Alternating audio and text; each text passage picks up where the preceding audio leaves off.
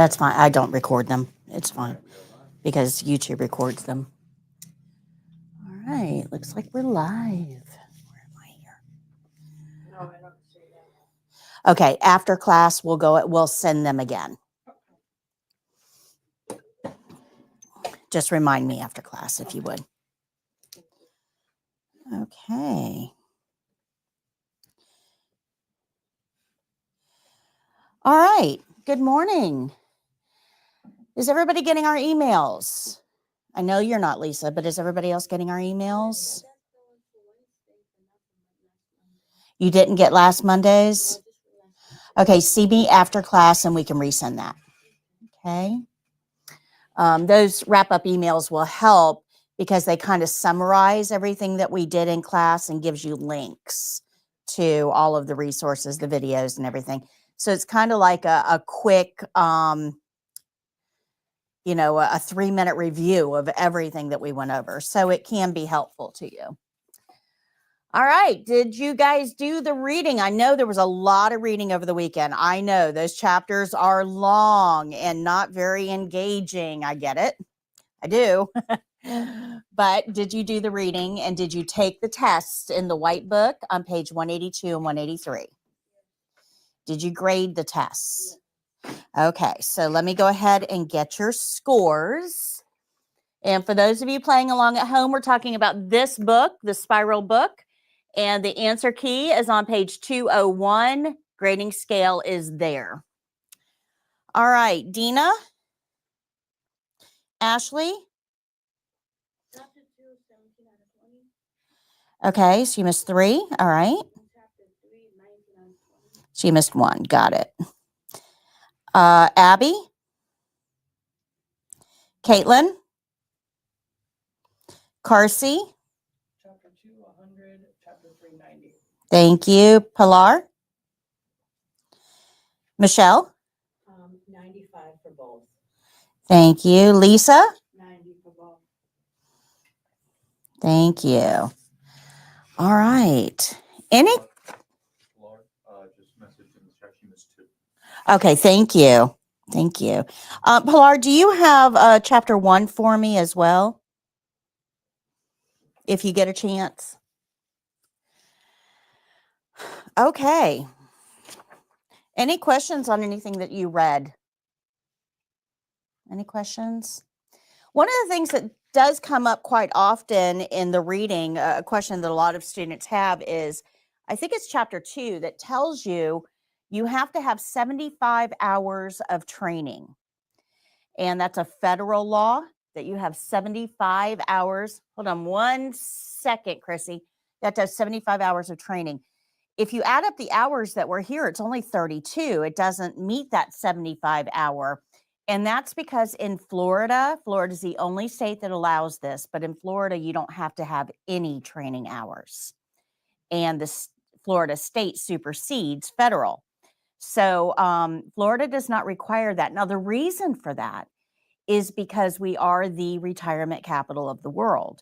And we have a huge need for CNAs. And in order to meet the needs of the workforce, they had to find a way of making certification a little bit easier and quicker and more accessible. So why do I bring this up? Well, you will be able to take the test in Florida. You're going to pass it. You'll become a CNA. But when you try to move into another state and you try to, transfer, it's called reciprocity. When you transfer your certification, and it's not really a true transfer. You're not going to give up your Florida to get one somewhere else. It's not a transfer, although that's kind of the term that most people use. It's a reciprocity, which means they're in addition to, they're going to give you one in theirs based on the fact that you have one here. Now, most states are like, no problem. As long as you pass our test and you're a CNA, that's fine. We'll give you one here. We're not worried about it. But there are a few states that know Florida is a challenge state. And they're like, hold up. You got to take our test just to make sure. And then there are 2 or 3 states that are like, we don't accept anybody's anything.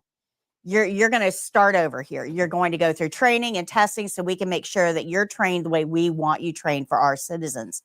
So you kind of need to understand that what you're getting is not going to meet that 75-hour requirement for other states. So just keep that in mind.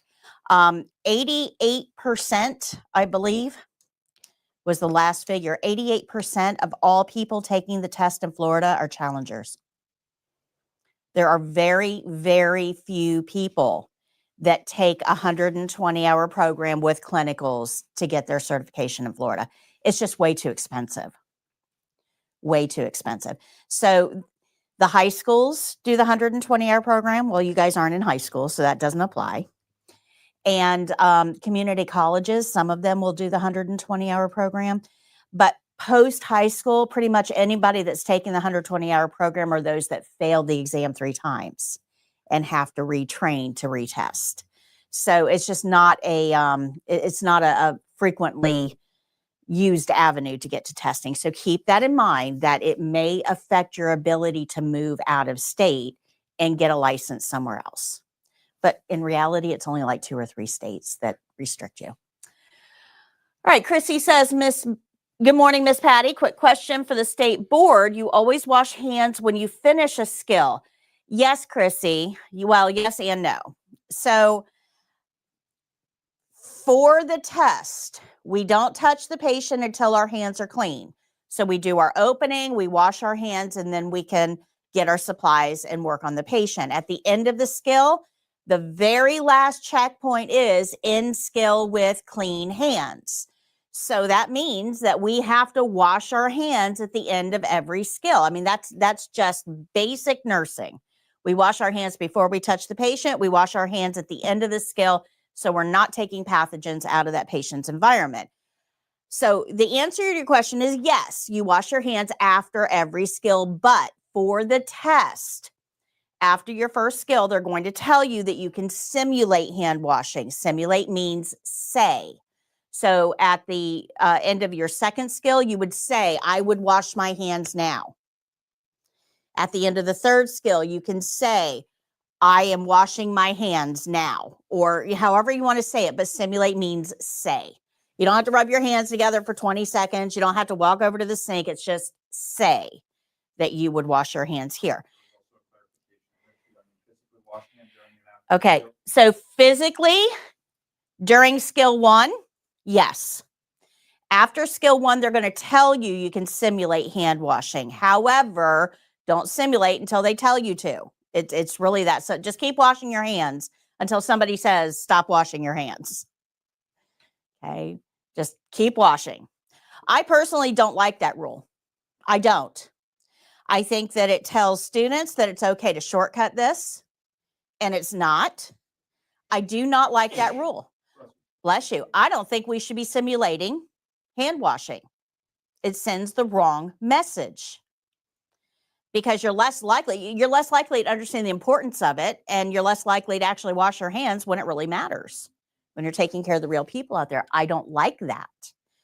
But I also understand those evaluators don't want to watch 48 hand washings that day. I get that too, you know, but I'm not in favor of this. I'm just not. But I don't write the rules, so they don't ask me. If they did, I'd have a few suggestions.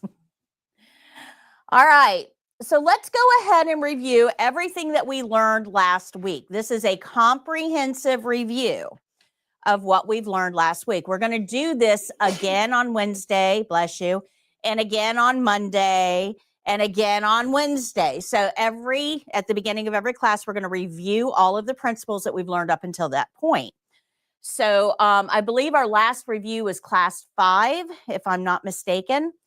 And that one will have the most reviews on it. So keep that in mind when you're practicing for the state exam. Now, remember, all of these are in the flashcards. All of these are in the flashcards.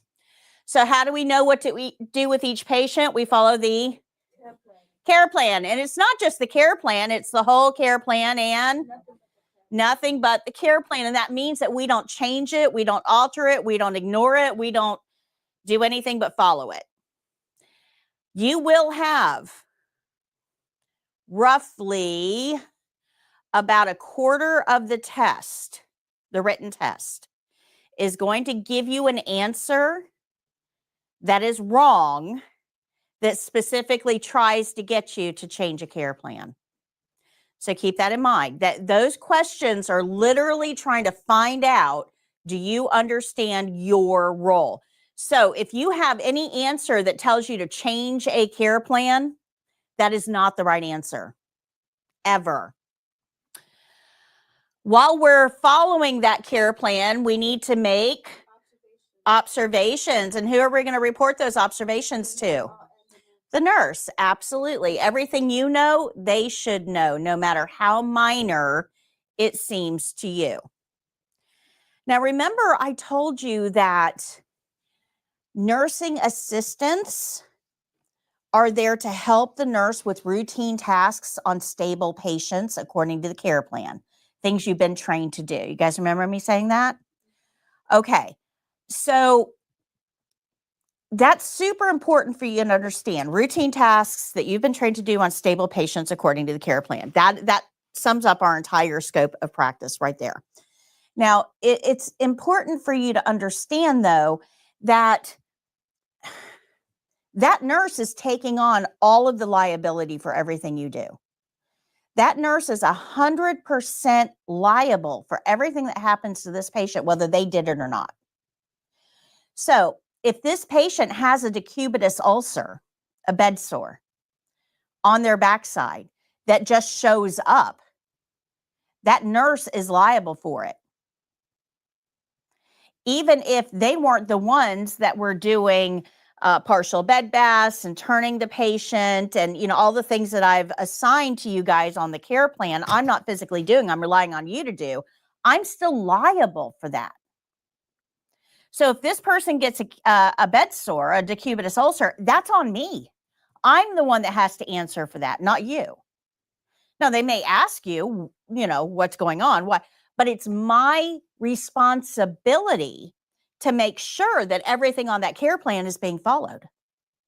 So I may ask you, Lisa, right? I may ask you, Lisa, did you turn that patient every 2 hours like the care plan says? Now, that doesn't mean they're micromanaging you. And a lot of CNAs take it that way. Why is that nurse, questioning me and micromanaging me? And they get really defensive about it. Well, the reason is that nurse is 100% legally liable for that patient. So they have every right to question whether things that they're assigning to you are being done, because at the end of the day, the buck stops there. So understand that with this comes a fair amount of oversight by the nurse. If you know something, that nurse needs to know that something. So if the patient isn't eating real well, the nurse needs to know. If the patient has rang the call light 15 times to go pee in this shift, they need to know that. Things that are so small that you might not think are important, the nurse needs to know. Does that make sense? Good. I can't overstate this enough, especially in nursing home settings where the nurses have very limited interaction with the patients. Very limited. They literally go in and give medications and do wound care, and that's it. That is the total interaction that they have with those patients. You guys are going to be doing everything else. So it's up to you to notice things and to report them to the nurse, because the nurses aren't looking at the patients head to toe every shift. They're just not. They're relying on you. And if you drop the ball, the patient's the one that's going to suffer.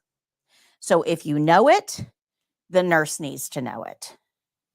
Does that make sense? Super important. And a lot of CNAs get this really wrong. And that's what ends up hurting the patients out there. So the test knows that. They're going to be looking for that. All right. So every skill starts with an opening.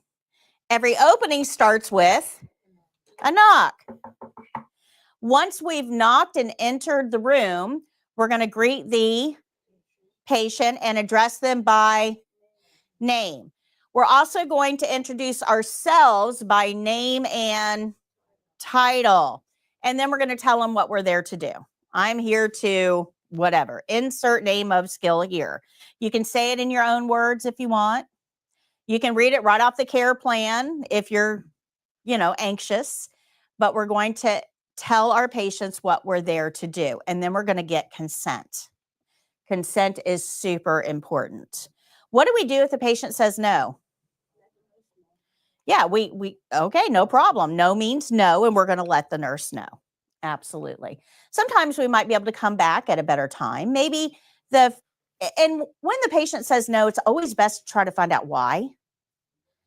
Nicely, not like, well, why not? I've got a million things to do and you're holding me. We don't want to do that. What we want to do is say, can I ask why you don't want this done right now? Are you not feeling well? Is something going on? Because that's information we can then pass on to the nurse. So it's best to ask why nicely. Sometimes it's just as simple as, well, my family's coming to visit in a few minutes. Oh, well, no problem. I can reschedule this. I'll come back after your family leaves and we can get it done then. So a lot of these things you can solve, but you got to get the information from the patient. But I'm going to tell you something. The number one reason that patients refuse a skill, the number one reason is because at some point somebody has hurt them doing that skill.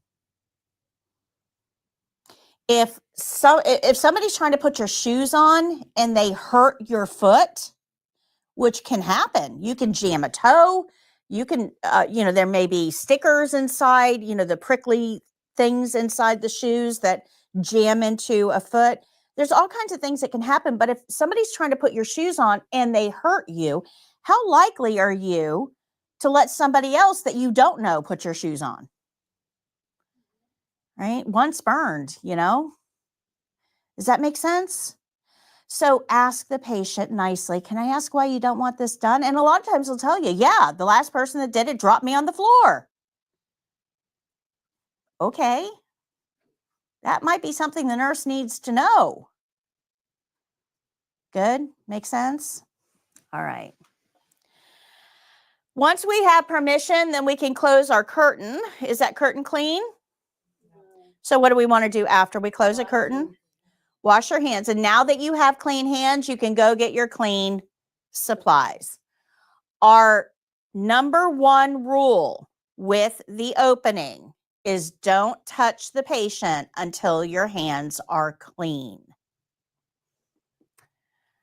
All right.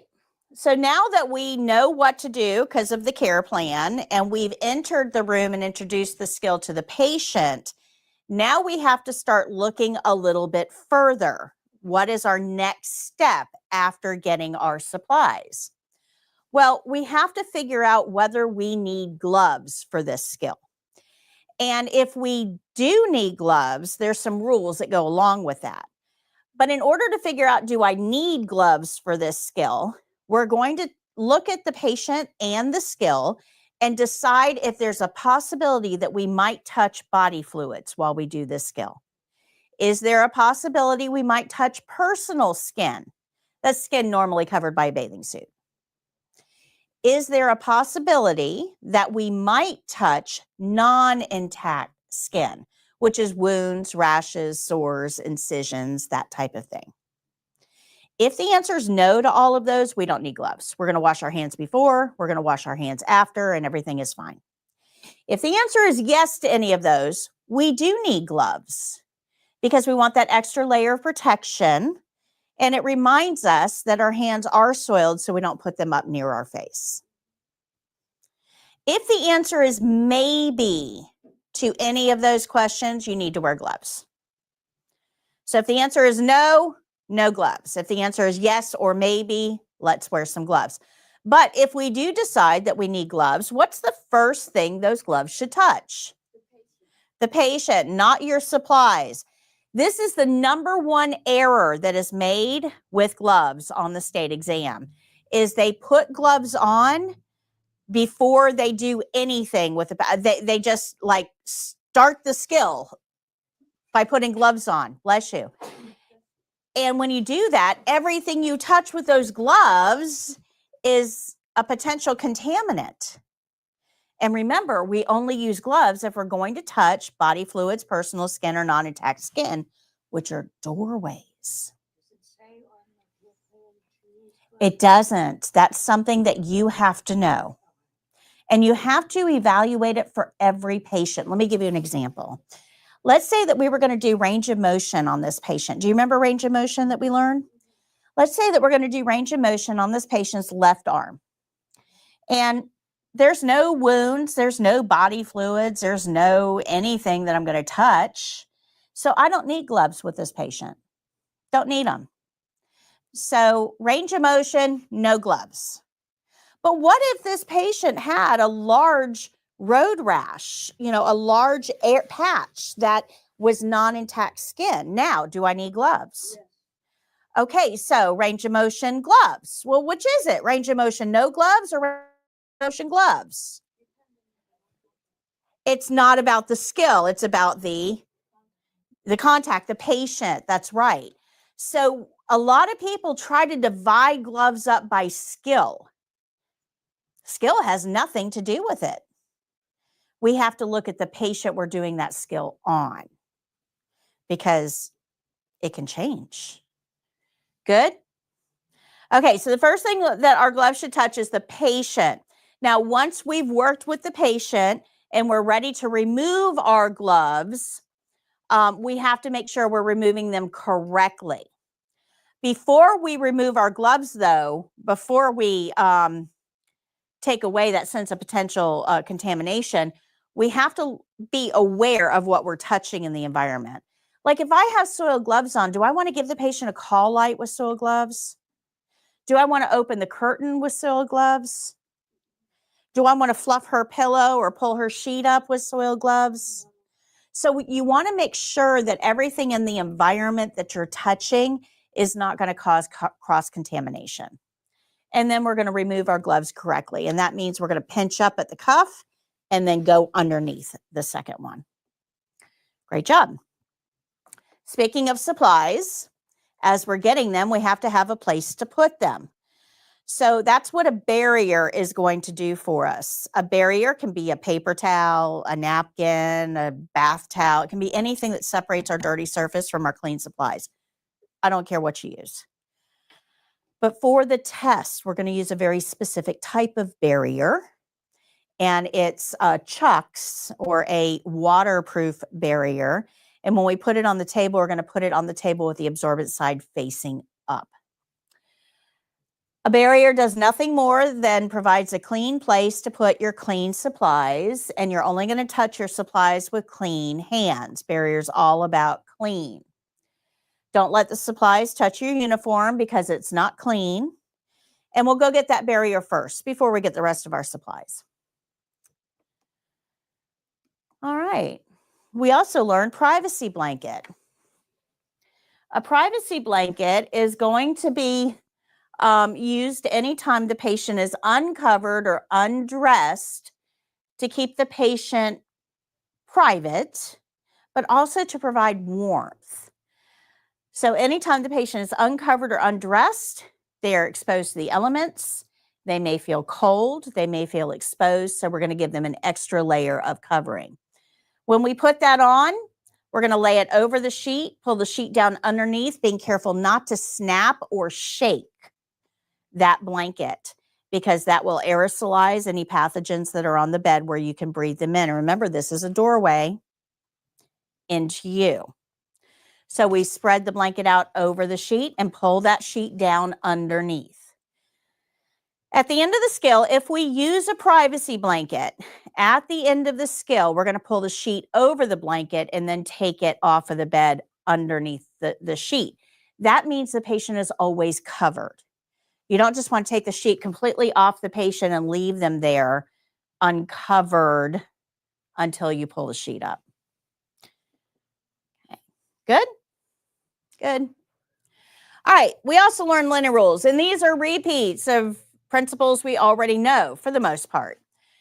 Linens must not touch your uniform. You may have to have clean hands to get linens. Don't snap or shake them. We know these. We've heard these before. Now we're going to skip the next two and go to the end. And we're going to learn that unused items must be discarded. We cannot leave them in the room for later. So if we don't use it, we have to lose it. We'll cover those other two today. And we also learned the closing.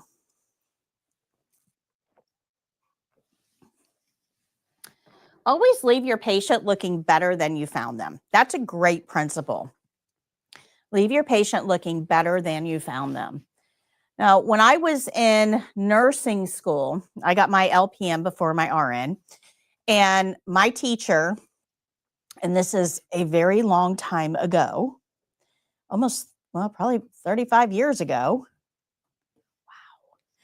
Wow. She taught me this principle. Always leave your patient looking better than you found them. And she was militant about it. Leave your patient looking better than you found them. And if we were in the clinical skills lab, and by the way, I'm still in touch with her, my teacher from LPN school. And she had a huge impact on my life, huge impact. And she watches these every once in a while. So hi, Miss Leesite. This is,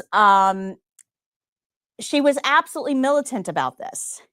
If she walked into the clinical skills lab when we were practicing and the patients did not look good, they were too close to the edge of the bed, their sheets were all mussed up, they had stuff all over there, she would tear it all apart and make you redo it.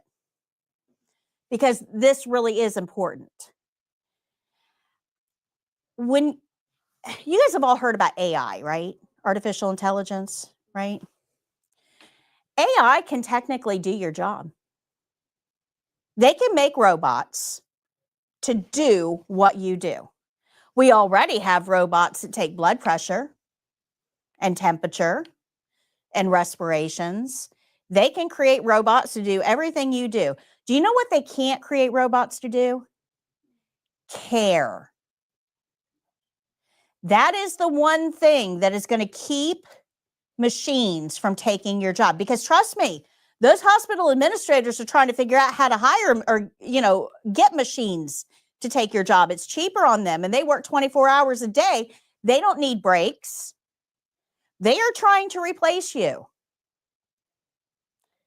The thing that's going to keep them from replacing you is care. We put the care in healthcare. CNAs do that. Not anybody else. Nurses are supposed to, but nurses are so busy doing administrative work now that they very rarely have contact with patients. So who puts the care in healthcare? CNAs. If you aren't doing this, if you aren't making sure the patient is comfortable and their environment is clean and they're well cared for and they feel cared about, there is no need for you. Because we can create a robot that can do what you do, technically. So if you want to protect your job in the future, and guys, I'm not talking 100 years from now. I'm not talking 100 years from now. They already have, in some hospitals, robots. Look it up. It's amazing. They already have, in some hospitals, robots. I'm not talking about way in the future. If you want to protect your job, this is what you have to get good at. It's not enough to know how to give a bed bath. Does that make sense? So that's what this is all about. So we ensure the patient's in a clean environment. We want to make sure the bed height is in the lowest position. And we're going to talk about that today too. We're going to ask about comfort. We're going to address their preferences. Do you want the head of the bed up or down? Do you want a magazine? Do you want, put something in there. Just address their preferences. Make sure that they feel like you care. If you're in a hurry to get out of that room, oh my gosh, is there anything else you need? I got to go. I've got 3 call lights and I'm so far behind. What do you need? They're not going to ask for anything. At the end of the skill, I actually ask, is there anything else I can get for you while I'm here? I do that in a clinical setting as well. And I have found that by doing that and legitimately meaning it, not just going through the motions, but legitimate meaning it, my call light went down, way down. And the reason is that this patient has nothing to do, nothing to do. They are stuck in this bed with TV that is boring, especially daytime TV. It's just boring. So they're stuck in bed with nothing to distract them. So you get done with the skill, you rush out because you got a million things to do, and they're sitting there and they have nothing to distract them. Oh, I'm a little thirsty. Oh, she's so busy. I'll just wait a little bit. Maybe she'll be in soon. But man, I'm thirsty. And in clinical settings, they pipe in the air, so it's very dehumidified, so it's very dry. So the longer she sits there, the thirstier she's going to be because now she's thinking about it. So at some point, she's going to hit that call light and go, oh my gosh, I'm so sorry to bother you, but I'm super thirsty. Can you get me some water?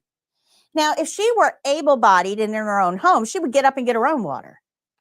But she can't because she's in a facility, and we probably told her, don't get up unless somebody helps you because we don't want her to fall. So she can't get up. There's nowhere for her to go to get water. She has to rely on you.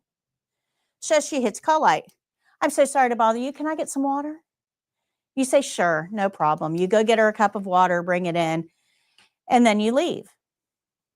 Now, as she's drinking that cold water, she starts to feel cold because it's like 60 below in the hospital, and she starts to shiver, and all she's got is this little sheet.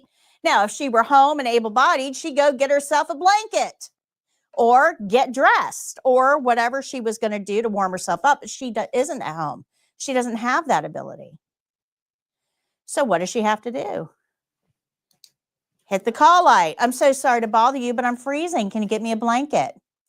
Sure, let me go get you a blanket. So you go get her a blanket, and now you're huffing and puffing because she's already interrupted you twice. You put the blanket on the bed, and you leave.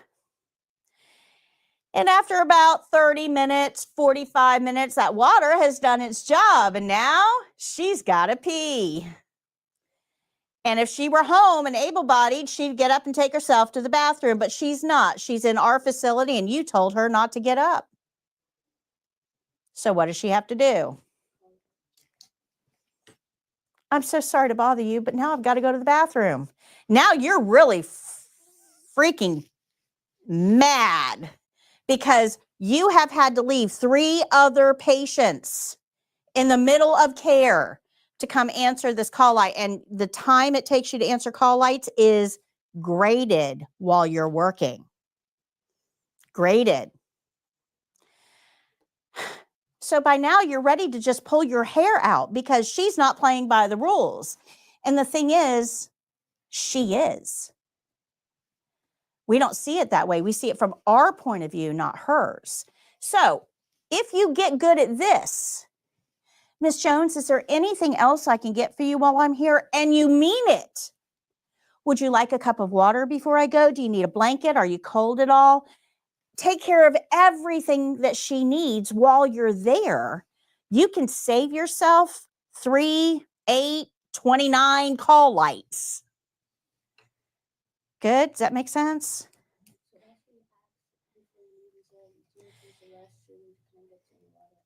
Right. If you get good at that, see, most CNAs are just trying to get out of the room quick.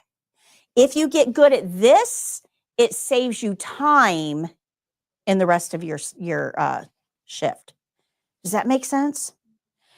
This right here, this one little component seems like such a small step. But this is the biggest source of irritation for CNAs. And this is where 100% of patient CNA breakdown occurs. Because the patient has a need that they can't fill themselves. They have to rely on you. They hit the call light, and then you start to think they're abusing that call light, and resentment builds in, and now we don't have a good relationship. And it's all because you didn't satisfy their needs. Remember, if they were home and able-bodied, they would be doing these things themselves. They're not on the call light to irritate you. Does that make sense? Okay, so we're going to address comfort. I know it's a very long lecture for a very short thing, but it's super important. Ensure that they're covered. I don't want to see their knobby knees. Open the privacy curtain and give them their call light. I usually tell patients how to use the call light because if she's medicated, sleep deprived, self-absorbed, or anything else, she may not remember how to use the call light.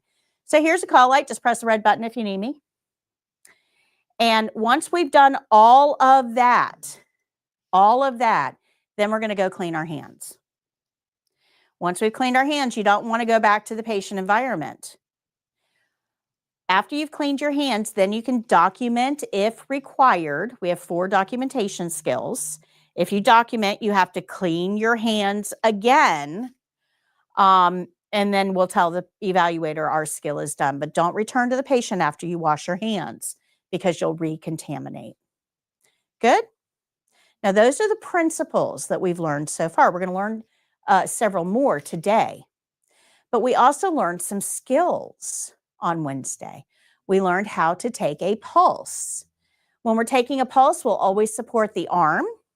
We're going to report a pulse rate over 1 minute. Doesn't mean we have to count for 1 minute, just means they're always reported over 1 minute.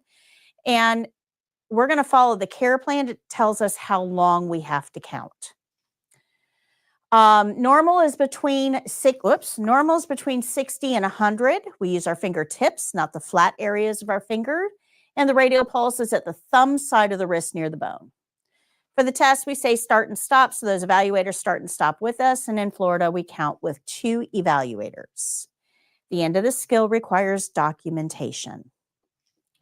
We learned how to dress a resident. We ask them about their clothing choices, and we get the clothes before we undress them. That minimizes exposure. We lift from below, support all joints while lifting. We undress the strong arm first, dress the weak arm first. We don't overextend or force movement. We adjust clothing for neatness and appearance, and we put the call light in the stronger hand. You guys see this? This is this bedside table. When I do these videos, I make all of this. I make the artwork, I make the drawers, I drew the bed and the table, I create the floor and the walls. All of this is done by me to make sure that everything is consistent. What I teach you in here is exactly the same thing as what you'll see on an animated video. All of this is done. This is this, and I talked to you a little bit about this last week. Everything in the top drawer is grooming. Everything in the middle drawer is bathing, and everything in the bottom drawer is toileting. We're going to go through this again in future skills, but I want you to kind of remember this. Range of motion, Range of motion. CNAs do exercises to retain function. That means we're trying to keep what's there. We're not trying to make anything any better. We retain function. We lift below with a flat palm. We'll provide 2 points of support near the joints. We move slowly and smoothly. We return all the way to the start position. Flexion extension is up, down.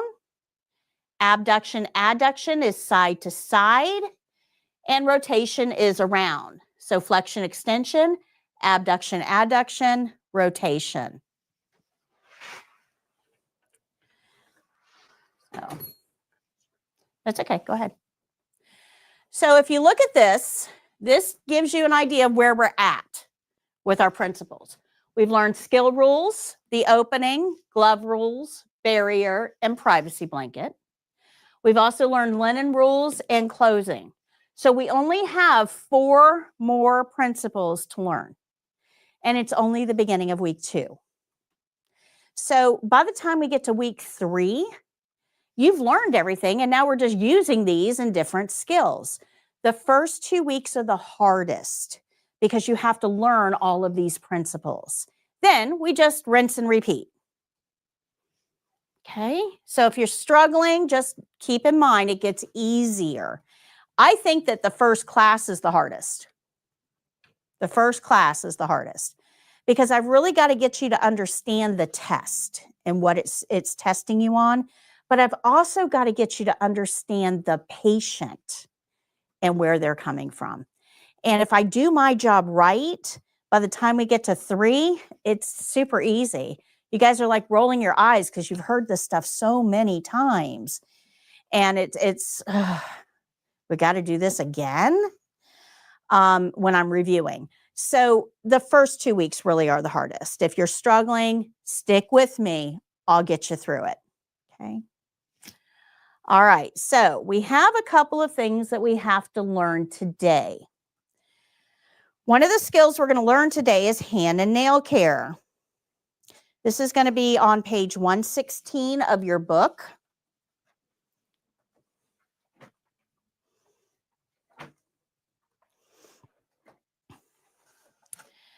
So this is our skill specific, but down here it's going to show you all the principles that are involved in this skill, and they're all spelled out for you here. So we already know skill rules: opening, glove rules, barrier, linen rules, and the closing. So we have a couple things to learn on this particular skill. I have a video for this that you can watch. Down here is test specific information. So somebody with your level of experience, which is none, should be able to do this skill in 11 minutes or less. Guys, this is a mini mani. We're going to soak a hand, take it out and wash it, put it back in the basin to rinse, take it out to dry it, clean under the nails, file the rough edges, and put some lotion on. That's the skill. Now, of course, we have to put an opening in front of it, and we have to put a closing behind it, but that's the skill. It does not take 11 minutes. You're washing one hand. It does not take 11 minutes. I don't want you to rush through these skills. A lot of CNA students, that's where they kind of mess up on the test, is they just try to rush through because they're afraid of running out of time. You guys are not going to run out of time. Don't rush. You've got lots of time here. This is going to be done on another testing student. That means that you might be the patient for hand and nail care. You might be the patient. Nobody's trimming cuticles. Nobody's trimming nails. We're cleaning the nails and filing any rough edges and then putting a little lotion on. So nobody's going to do anything significant to your nails. That person will be sitting in a chair. Charting is not required for this particular skill. So if you look down there, everything with a check mark, like we've gone over, are things that we've already learned. But there are 2 principles here that we have not learned yet. So that's what we're going to focus on in this lecture. The first one we're going to talk about is washing rules. This is on page 112 of your book. And it actually takes me quite a bit of time to teach you this because there's a lot of things that you may not be aware of.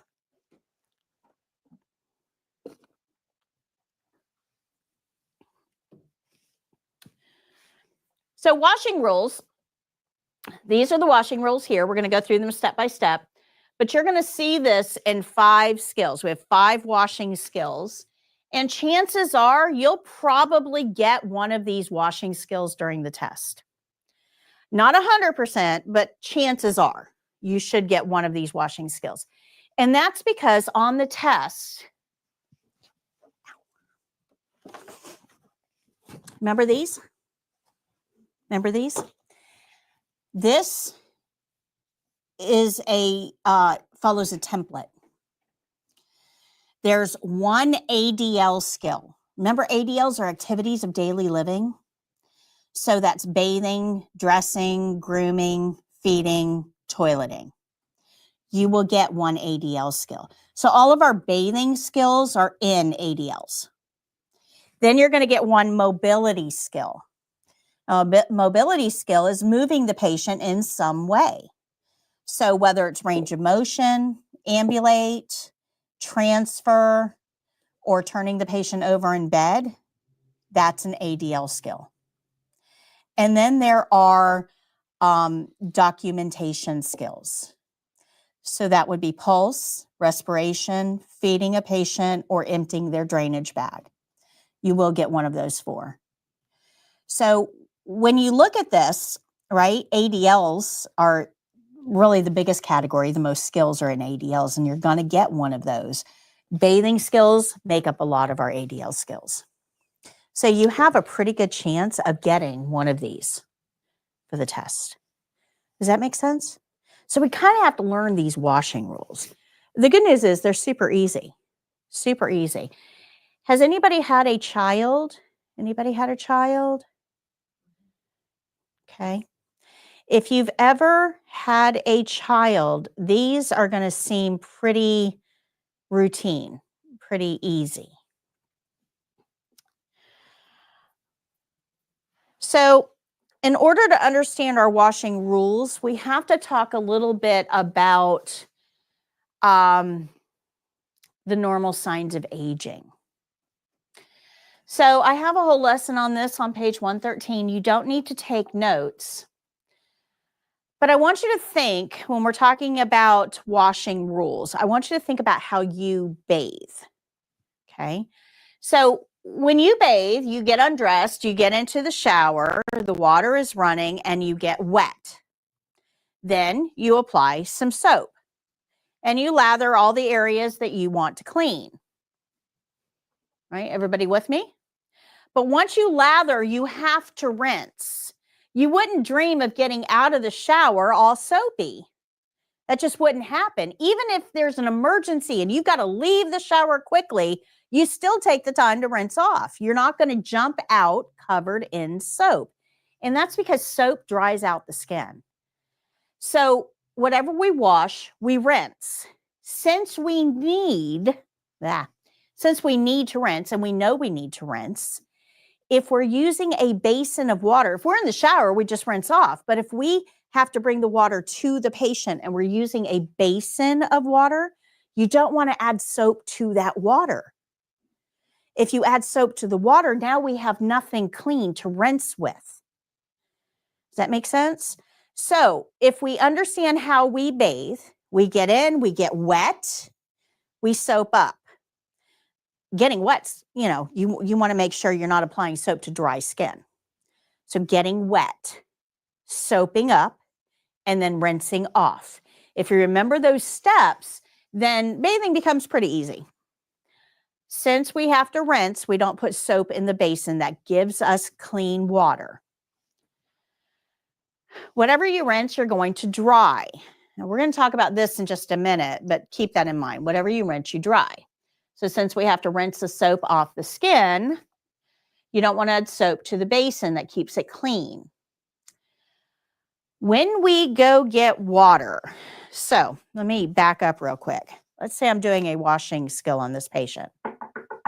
Hi, Miss Jones. My name is Patty. I'm your CNA today. I need to wash something. Is that okay? All right, I'm going to close curtain, go wash my hands, get my barrier on the table, get my supplies on the barrier. Good? I'm ready to start washing now, but I need water to wash with. So that means I got to take that basin over to the sink and get some water. Is that sink faucet clean? But my hands are. All I've done, I've washed my hands, but all I've touched are clean supplies. So do I want to touch that faucet with my hands? So what could I use? Say it louder. Paper towel. Yeah, absolutely. So we're going to use a paper towel to turn the faucet on. Now I've been trying lately to answer my comments on YouTube. So, and this is a question that comes up quite a bit in the comments on YouTube is, you didn't use a paper towel to turn the faucet on when you washed your hands. Well, no, I didn't need one. My hands were dirty. The only reason I need a paper towel now is because my hands have already been washed. They're clean. So if you're getting clean water for bathing, you need a paper towel. If you're washing your hands or cleaning the dirty basin, dirty and dirty can match. That's okay. But if your hands are clean, you need a paper towel for that dirty faucet. Does that make sense? Good. All right. So this just explains that you've washed your hands and all you've touched are clean supplies. So when you go get water, you can't touch that faucet that has pathogens on it. You need a paper towel to turn the water on and off. We're going to check the water with the inside of our wrist. Like I said, if you've had a child, this actually is pretty intuitive. You want to check the water with the inside of your wrist because this gives you the most accurate temperature. You don't want to do it with the back of your hand. You don't have as many nerve endings back here. You want to use the thin skin of your wrist to check the water temperature. It should feel warm, not hot, not cold, just warm. Just because I think it's comfortable doesn't mean my patient is going to agree. So we're going to ask them to check the water temperature. This is a critical concept point. If you don't do this for the test, it counts against you in a very big way. Very big way. And that's because of what I'm about to show you. As we age, our whole body changes. Everything changes. Like you aren't the same now as you were when you were 2. Your body has changed, right? You went through puberty. You went through adulthood, right? Your body is changing. Well, our body never stops changing. And one of the things that happens is as we age, as we get older, our skin changes. So this is the skin of a younger person. You can see a nice, thick, juicy skin layer with a well-defined fat layer and good, strong muscle layers. But as we get into middle age, our skin layer actually starts to shrink. And the fat distribution underneath the skin, this is very important, by the way. I'll show you why in a minute. This starts to compress and get resorbed. And of course, our muscle mass decreases as well. So once we get through middle age and we get into older adulthood, all these layers are even thinner. Have you ever seen a really old person's arm? They don't look like our arms. If you look at now I'm getting old, I know, but if you look at my arm, you can't really see the ropey veins. But in an older person, it's very obvious. It looks like a highway going up their arms. So how do we get from this to that? Well, this layer of fat actually breaks down and goes away. So we end up with skin over muscle with the blood vessels right there. So they're not protected. This is going to cause a whole lot of calamity. But what does that fat layer do? Why do we care? It mainly acts as a wetsuit. And this is something that you probably don't know. We have to maintain our body temperature. And we are usually in a range somewhere between 97.6 and 99.6 is considered normal. But let's just go with the average of 98.6. That is a current normal body temperature.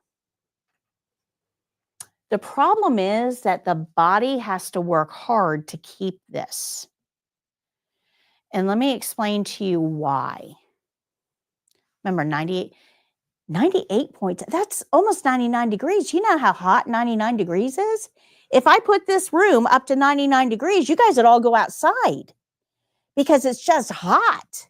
If you reach over and touch her skin, though, she is 98.6 degrees. She's hot. So that means that there has to be a mechanism in our bodies to get us to that 98.6 degrees. And there is. In order to understand this, though, we have to think a little bit about metabolism. So one of the principles here that most people don't stop and think about is that room temperature always wins. Room temperature always wins. It's a law. It's a rule. We can't change it. Room temperature or ambient temperature always wins. And I'll prove it to you. Let's say that I baked a pie and I put it in the oven at 325 for 45 minutes or 50 minutes or however long I needed to bake the pie, and I pulled it out of the oven. That pie is now very hot. I put it on the counter and it's very hot. I can't even touch it. But if I leave that pie on the counter for a couple hours, what happens to the temperature of that pie? It cools, and it doesn't just cool, it cools down to room temperature. Now, pie goes well with ice cream. So I'm going to open up my freezer and grab my carton of ice cream, and it is cold. It just came out of the freezer. It's, somewhere under 32 degrees Fahrenheit. It's cold. But if I put that ice cream on the counter and left it there for a while, what happens to it? Not cold. It melts. Yeah, it warms to room temperature. Room temperature always wins. It doesn't matter what it is. Draw a bath. After a while, that water temperature will be room temperature. Leave an ice cube out. Eventually, it will become room temperature. It always wins. It's a law. We can't escape it. It's a law. So why don't we end up at room temperature? If room temperature is a law, how come we don't end up at room temperature? And thank God we don't, because if we go down below 95 degrees, 95, that's still super hot. But if we go below 95 degrees, it is hypothermia. If we go below 93, we die. That's how narrow our temperature range is. So if we ended up at room temperature, that would be a catastrophic thing. We would actually die. So how do we keep room temperature from winning? Well, when we eat, that food is metabolized. Another way of saying it is that it is burned for energy. Burned. What does that word mean? Burned. Hot. So we process calories to generate heat. And that's what keeps us at around 98.6 degrees. This is a big reason why you eat, by the way. It's not just for nutrients. It's because we have to keep our body temperature up. Otherwise, room temperature is going to win. Now, this is an ongoing process. This isn't one and done. We have to keep burning in order to keep our body temperature up. Isadora, hello, Miss Patty. Passed my clinical state exam thanks to you. You are the reference, followed your classes, and watched 21 skills and practiced for a week.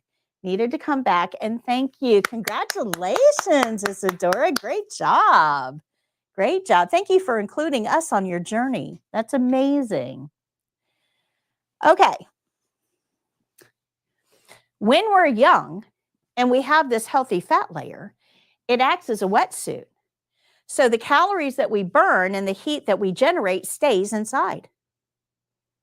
We don't have to work as hard. But as we age and that fat layer shrinks, that means that heat dissipates. It's not held in. So older individuals have to work harder to maintain a temperature. And in fact, they aren't as good at maintaining the temperature, and the body temperature of older individuals is usually a little lower because it's harder to maintain this body heat, especially because our fat layers have shrunk and that heat is radiating away. But that's not all that fat layer does. The fat layer is also there to help make sure outside temperatures stay outside, to keep the outside temperature, that room temperature, from impacting the patient too much. So have you ever seen an old person that said, oh yeah, I'm here in Florida because I just cannot take those winters up north anymore. It's too cold. You ever heard that? It's true. It's true. You've got a nice healthy fat layer that helps keep outside temperatures from impacting you too much. When that healthy fat layer goes away, those outside temperatures go right inside. And now the body has to work harder to overcome that cold to maintain our body temperature. That takes a lot of energy. And as we age, our energy levels get lower. So this can be a real big problem. This is why a lot of older people end up in Florida. It's also, and I find this really interesting, it's also the reason that you walk into grandma's house and it's like 85 degrees. And you're like, oh my gosh, grandma, it's so hot in here. Let's turn the air on. And she's like, nope, I'm good. Well, it's because she's using room temperature to help regulate her temperature because she doesn't have that same ability anymore. Or you'll see an older person sitting in a hallway with a sweater on, just shivering. And you're like, oh, how can you be shivering? It's hot in here. Well, it's because of that metabolism. Her heat is radiating away. Does that make sense? So why do we care? Well, if we don't have that fat layer, that means the outside temperatures are going to affect us.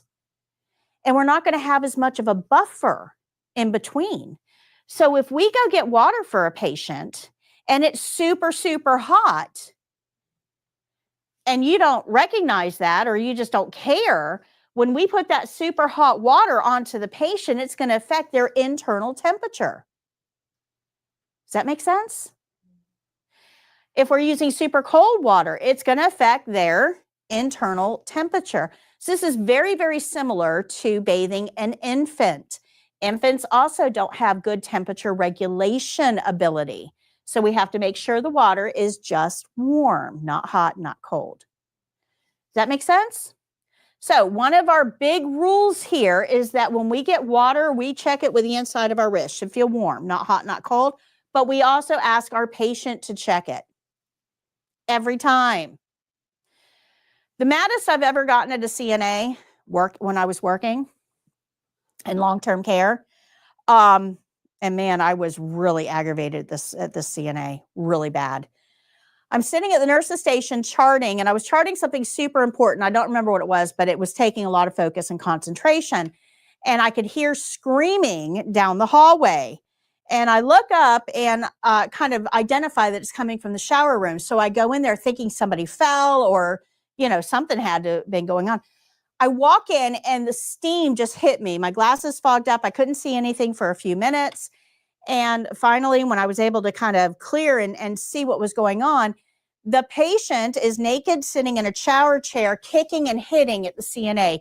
And the CNA is trying to, dodge and bob and weave and just kind of soap up the patient who was under the stream of water. And this patient was screaming. And I'm like, whoa, stop, turn the water off, put a bath blanket over the patient to, kind of keep them, warm and covered. And I'm like, what is going on in here? And the patient was crying. It's too hot. It's too hot. And the CNA immediately said, it is not too hot. I checked it myself. That's not the way that we want to treat our patients. If the patient says it's too hot, it's too hot. Regardless of what you think, you're not the one being showered. So that CNA got to see a side of me that I'm not real proud of. But that's not the way we treat patients. It's just not. Help isn't help if it doesn't help. Does that make sense? Oh, that was about 20 years ago, and I still think about that CNA. Still think about that. Sad. So we're going to get water. We're going to check it. We're going to ask our patient to check it every time. Every time. Now, as the water sits there, if it starts to cool down, remember room temperature always wins, and we're not starting out with super hot water, so the chances are the water is going to cool. If the water cools down, we're going to change it out. If our water gets soapy for some reason, we're going to change it out because we want to make sure that we have clean water for rinsing. And that is super important. Whatever we wash, we rinse. Whatever we rinse, we dry. That rinse, this step right here is the number one step that's missed on the state exam, rinsing. Yep, number one step that's missed on washing skills. And It's super important because this is what soap looks like on the skin once it dries. It'll dry out the skin. It'll cause it to crack, especially in older skin because it's so thin, tissue thin. And if that skin cracks, now we've got a whole nother doorway that pathogens can get in. This is not good. So whatever we wash, we rinse. And when you are taking care of yourself, when you're in the shower, you do this without thinking.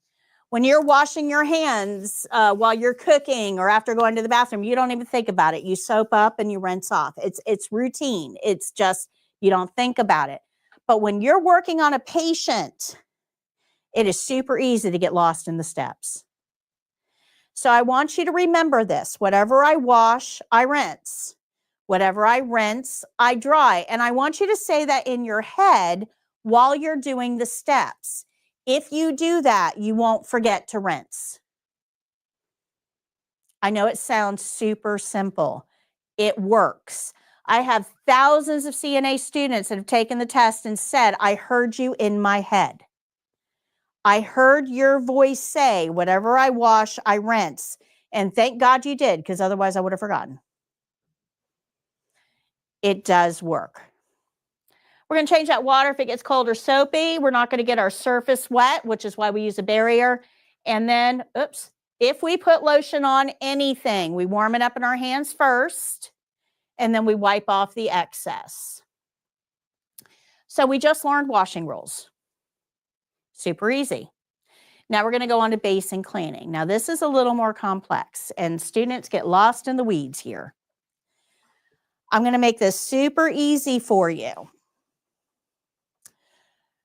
At your house, does anybody else ever use your bathroom? Okay. Do you brush your teeth ever? When you're done brushing your teeth, you probably don't disinfect your sink, do you? You just rinse out the big globs of toothpaste and call it a day. And then once a week or when company's coming, you do some cleaning. But we don't sterilize anything. Is that fair? Okay. When we are using basins for patients, I need you to understand that that basin is not being used among multiple patients. That basin is the patient's alone. One patient. If I give her a basin, it is only hers. It's not being used by anybody else. So at your house, you are using things that are used by other people, and you're not disinfecting them. So this is only being used by this one person, so disinfection is not required. Make sense? Good. So for the test, we're simply going to rinse anything that we use, rinse it, dry it, and store it. We are not disinfecting anything for the test. Now, I will tell you that sometimes in some settings with some patients, we may need to disinfect. If the patient is on chemotherapy, we're killing their immune system on purpose. So we want to make sure everything is disinfected before we store it. If the patient has HIV and they don't have a good working immune system, then we're going to disinfect everything before we store it. If the patient has an infectious disease, like MRSA, we're going to disinfect the basin before we store it. There are certain situations and certain patients in certain settings that will require disinfection, but not for the test. Are we good with that? However, because at times you will need to disinfect, we needed one process that would allow disinfection to happen during that process if you needed to add that step in without having to learn a whole new way of doing something. So that's how basin cleaning was created. The process may not look like it makes sense without disinfection, but it's done in a certain way so that if we do disinfect, we keep the same process. We are going to clean a lot of basins. So if you don't get this with this skill, don't worry about it because we're going to see it again and again and again, and again, and again, and again, and again, and again. A lot of basin cleaning. I've got notes here on page 91 that basically explains everything I just told you. But these are the steps of basin cleaning. We're going to dump the basin wherever it would normally go. If I'm working with urine or feces, where does that normally go? In the toilet. So I would dump that into the toilet. Good? Bathing stuff can be dumped in the sink because it's just bathing. It's just like washing your hands. Washing your hands is bathing, guys. Right? We don't wash our hands over the toilet. No matter how icky your hands are, you're not washing them over the toilet. Good? Does that make sense? So elimination fluids go here. Bathing stuff goes here. Dump it where it normally goes. After we've dumped it, we're going to rinse it. And I can touch the faucet with my dirty gloves because that faucet is dirty. Once we rinse it, you're going to dump that rinse water wherever you dumped the contents. So if I'm rinsing a bathing basin, I'm going to dump it in the sink.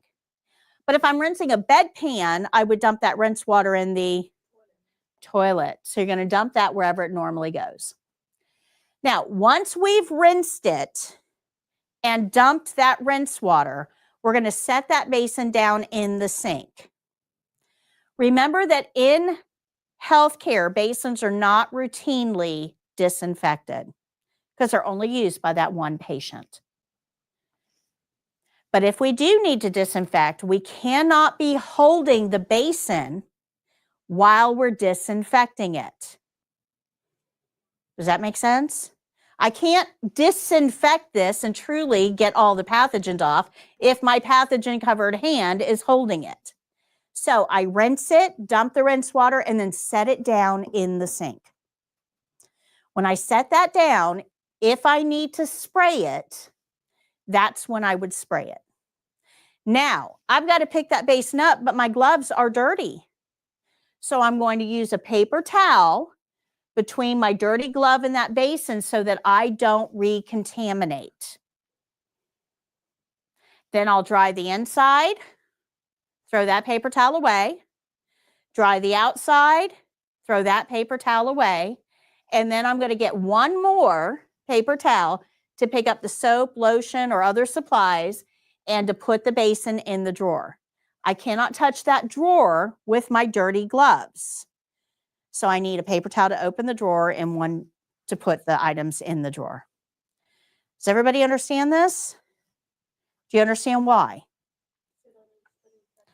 Right. It's all about infection control. Remember, for the test, we rinse, we dry, we store, we don't disinfect. So we dump it, we rinse it, we dump it, we set it down. We don't spray it. Paper towel to pick it up, paper towel to dry the inside, paper towel to dry the outside, and one more for the supplies in the drawer. Good? Like I said, you will see this again and again and again and again.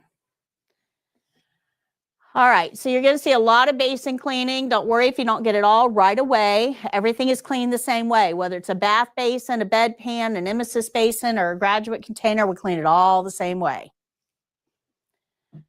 All right. So now that we know all the principles we need to know to do this skill, we can learn the steps of the skill itself. This one's pretty easy. We soak the hand in the basin, we wash, we rinse, we dry that hand. We're going to place it on a towel and clean under the nails with a slanted end of an orange stick. So after we clean under each nail, we're going to file the rough edges with an emery board. We're going to warm the lotion up in our hands and put it on the hand, and then we wipe it off with a towel.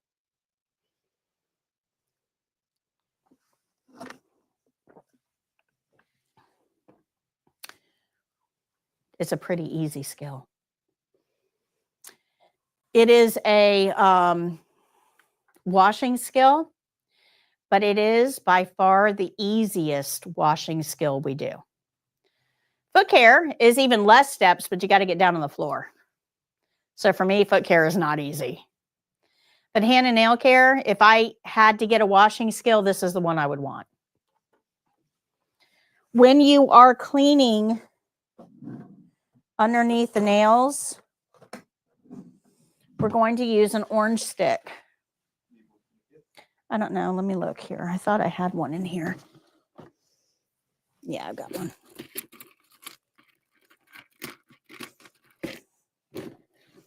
Okay, this is an orange stick. It's made out of orange wood that doesn't splinter. This is a pointed end. We don't use this one. This is the slanted end. We're going to use it like a scoop. It goes under the edge of the nail, and then you circle it around, and we're going to wipe it off before we go to the next nail. You don't want to take dirt from this nail and put it under this one. So we wipe, or we circle it, wipe it, and then circle, wipe, circle, wipe, circle, wipe, but it goes under the nail. Don't shove it too far under the nail. You don't want to hurt the person. You guys can pass that around. The slanted side, yep. This is an emery board. This is what we're going to use to file the nails. Don't file nails like you file yours. So I have a nail here that needs to be filed. I'm going to pick on this one because it's very square. It needs to be filed. So if you're a young person, you probably take the emery board and go really fast along the surface of the nail back and forth. This is the way that we, do our nails. The problem is that as you age, your nails become very, very brittle.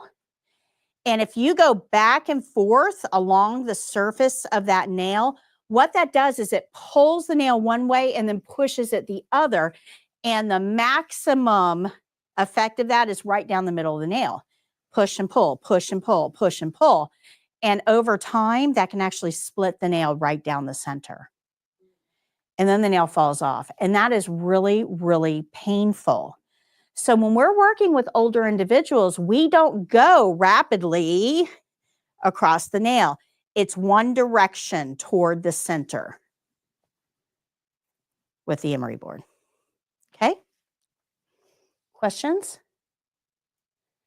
All right, let me show you the video for this one because it's got good close-ups.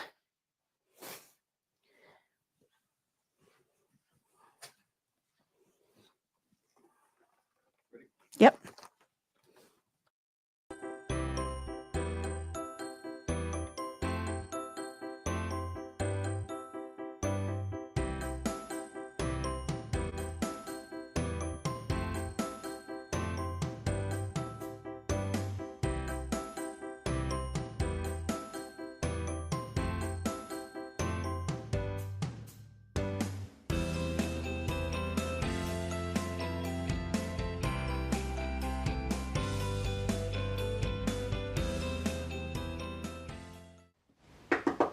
Hello. Hi, Mr. Jones. My name is Patty. I'm your CNA today. How are you? I'm doing great. How about you? Wonderful. I need to do hand and nail care on one hand. Is that okay? Yes. I'm going to close your curtain for privacy. Let me go wash my hands, and then I'll gather my supplies. Okay.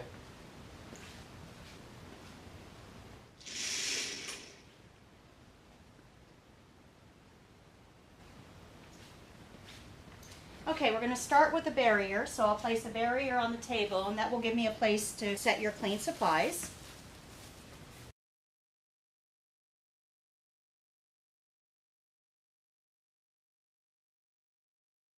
And then I'm going to gather a basin, soap, and lotion.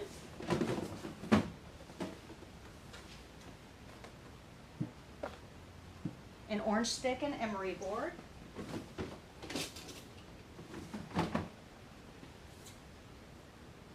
Two washcloths and a towel.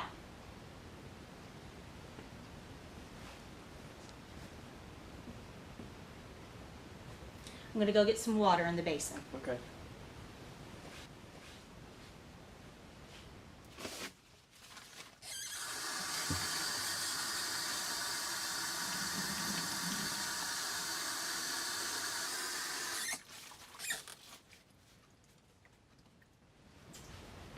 Okay, Mr. Jones, would you like to check the water temperature, make Yes, sure it's ma'am. okay? It's Is great. it good? Yes. Okay, you can submerge your hand in there if you'd like, Okay. and I'll bring that tray a little bit closer to you. Thank you. Is that comfortable? Yeah. I'm going to place the washcloths in here, and we'll wet one of the washcloths and use it to get your hand wet. Now I'm going to place your hand over here on the towel.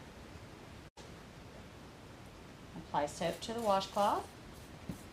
And now I'm going to wash all surfaces of your hand, including in between the fingers, in this area between the thumb and the forefinger. You're going to turn your hand over now and wash the palm of your hand. Now we're going to place your hand back in the basin to rinse.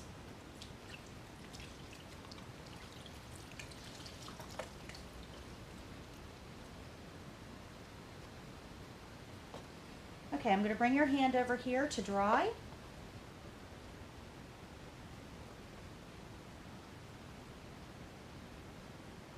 I'm going to dry between the fingers, and then I'm going to turn your hand over and dry the palm of the hand as well.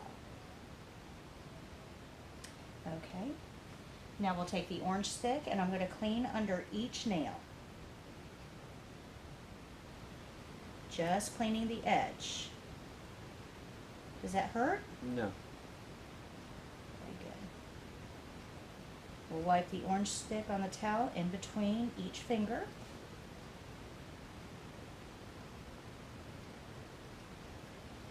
And now I'm going to file any rough edges.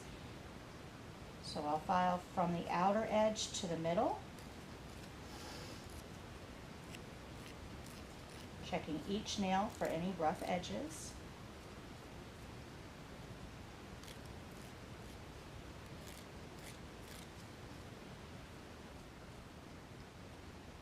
And now we can apply lotion.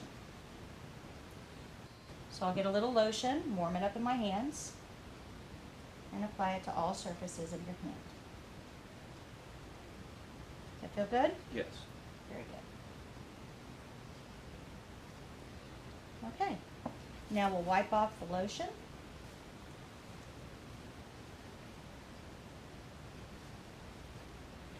Okay. How's that? Great. Wonderful. I'm going to place my soiled linens in dirty linen container and then clean up my workspace. I'll be right back. Okay.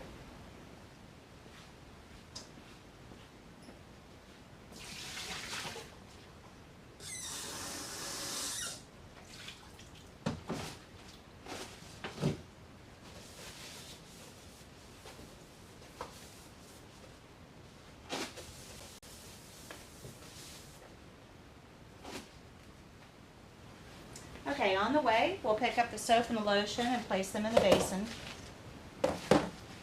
We'll use the paper towel to open the drawer, place the basin in. These items will get thrown away.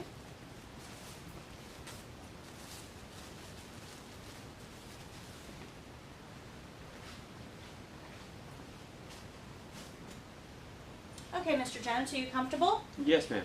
Can I offer you a magazine? No, ma'am. Is there anything else I can get for you while I'm here? No, thank you. Okay, your call light is right there. Please use it to call me if you have a need. I'm going to open your curtain and wash my hands.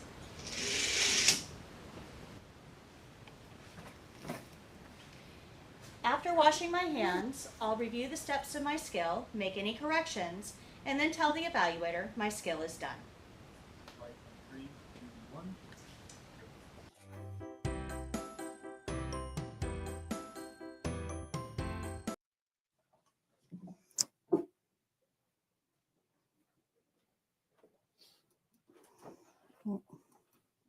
There we go.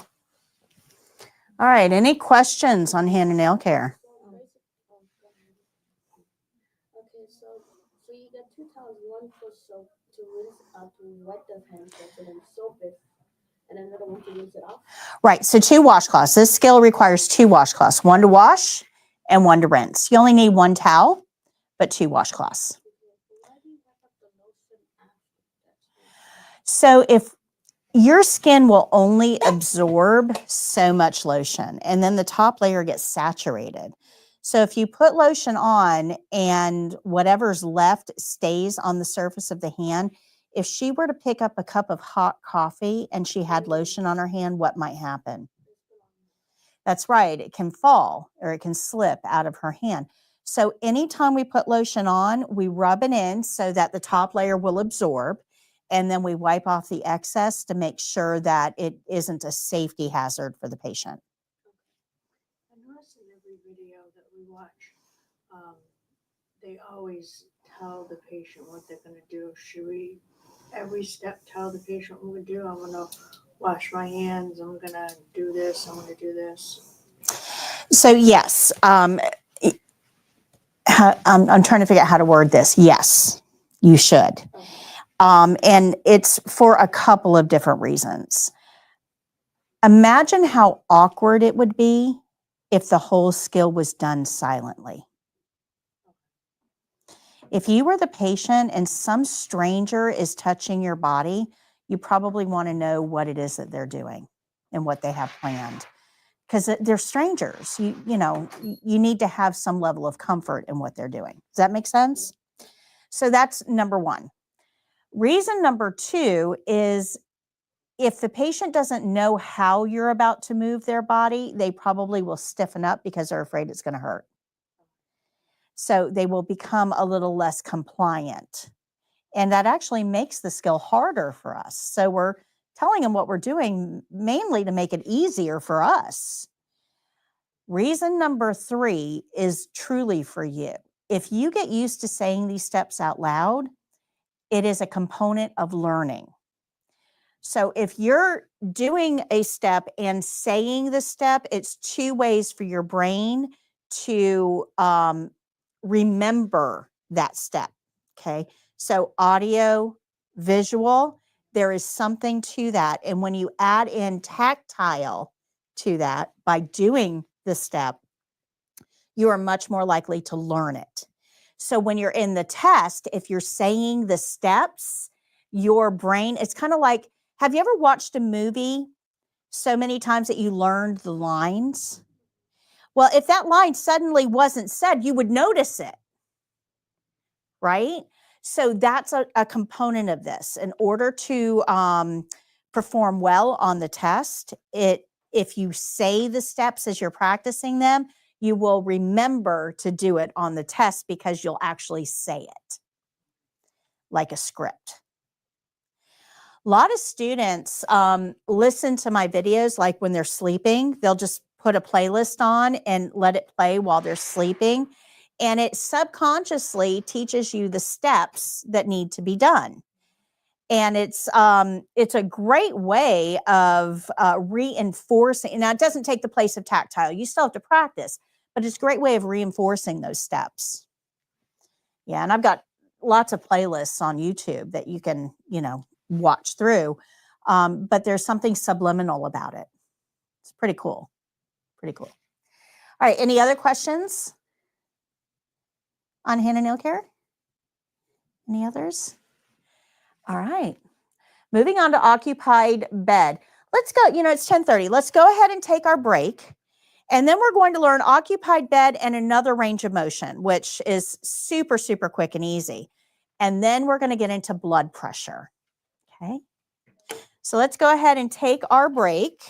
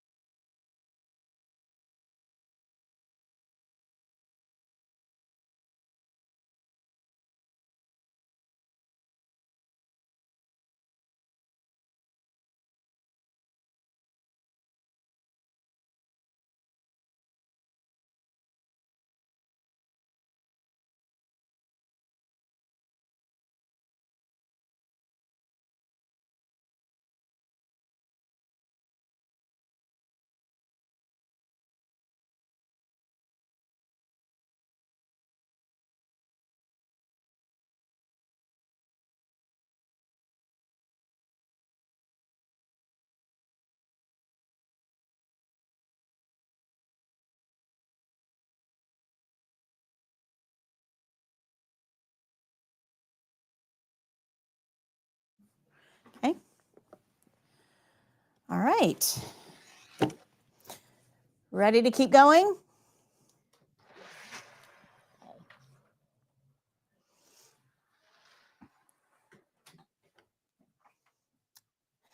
All right, the next skill we're going to learn is making an occupied bed. This is honestly my favorite skill. It's kind of like a Houdini skill, you know, presto changeo, the sheets are clean. We know almost everything we need to know to do this skill. We are going to learn two parts of the last two parts of linen rules, and we're going to learn scoot and roll. So there's a little bit I have to go over with you for this one. But the overview is on page 141. You can see all the principles that are involved here. We have a video for it. Down here is test-specific information. So somebody with your level of experience should be able to make an occupied bed in 14 minutes or less. That's plenty of time. I can make an unoccupied bed in less than 2 minutes. Less than 2 minutes. Takes me a little longer to make a bed with somebody in it. So if in a clinical setting, I have a bed that is empty, nobody in it, I always think to myself, do those sheets need to be changed? How long has it been since those sheets have been changed? Do we need to put clean sheets on the bed? Because again, I can do an unoccupied bed a whole lot quicker with a lot less patient stress than an occupied bed. Does that make sense? So if the patient is in the shower room, if they're down for a test, if they're whatever, if they're out of bed, that's the best time. But there are situations where we don't have that luxury. We can't wait until the patient is not in bed. And we have to learn how to change the sheets around somebody while they remain in bed. It's actually a lot easier than you think. But it does require some effort on the patient's part. So if we've got somebody who's really weak or has a lot of pain or is injured, this might be better to do when on an empty bed. So let's go over the last two principles of linen rules. We've learned these. We learned that linens must not touch your uniform. We already know that. We learned that we have to have clean hands to get our linens. We've learned that. We've learned not to snap or shake the linens. And we learned if we don't use it, we have to discard it. But we skipped these two. So we're going to go to that now. And this is clean rolls toward me, dirty rolls away.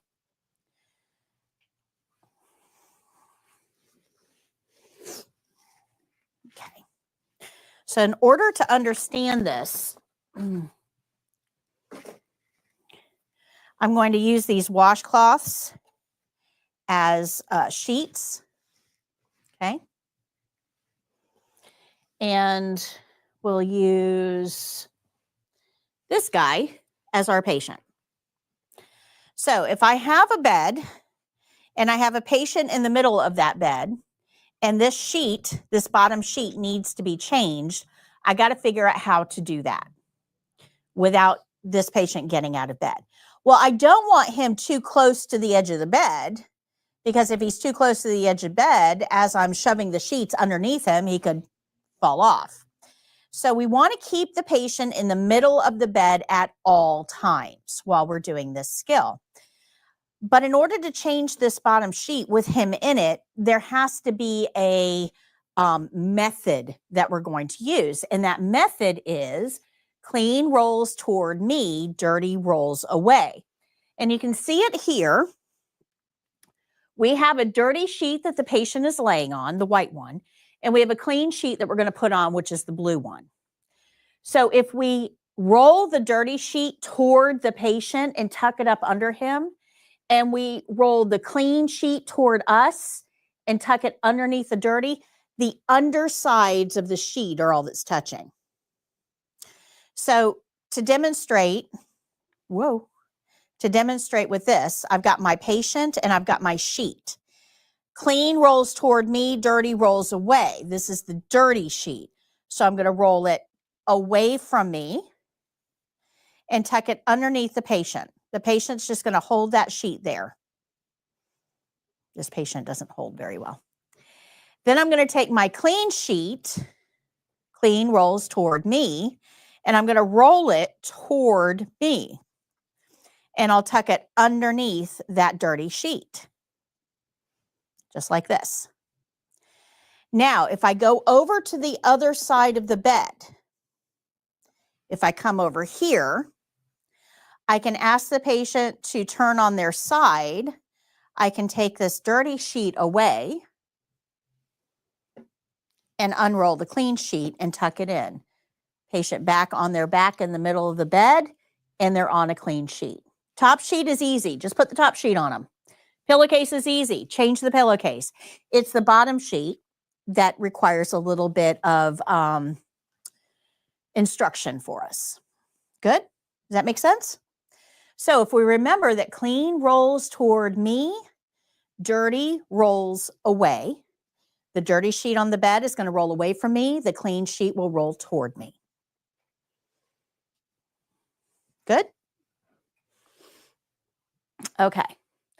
We also don't want clean or dirty linens to touch the floor.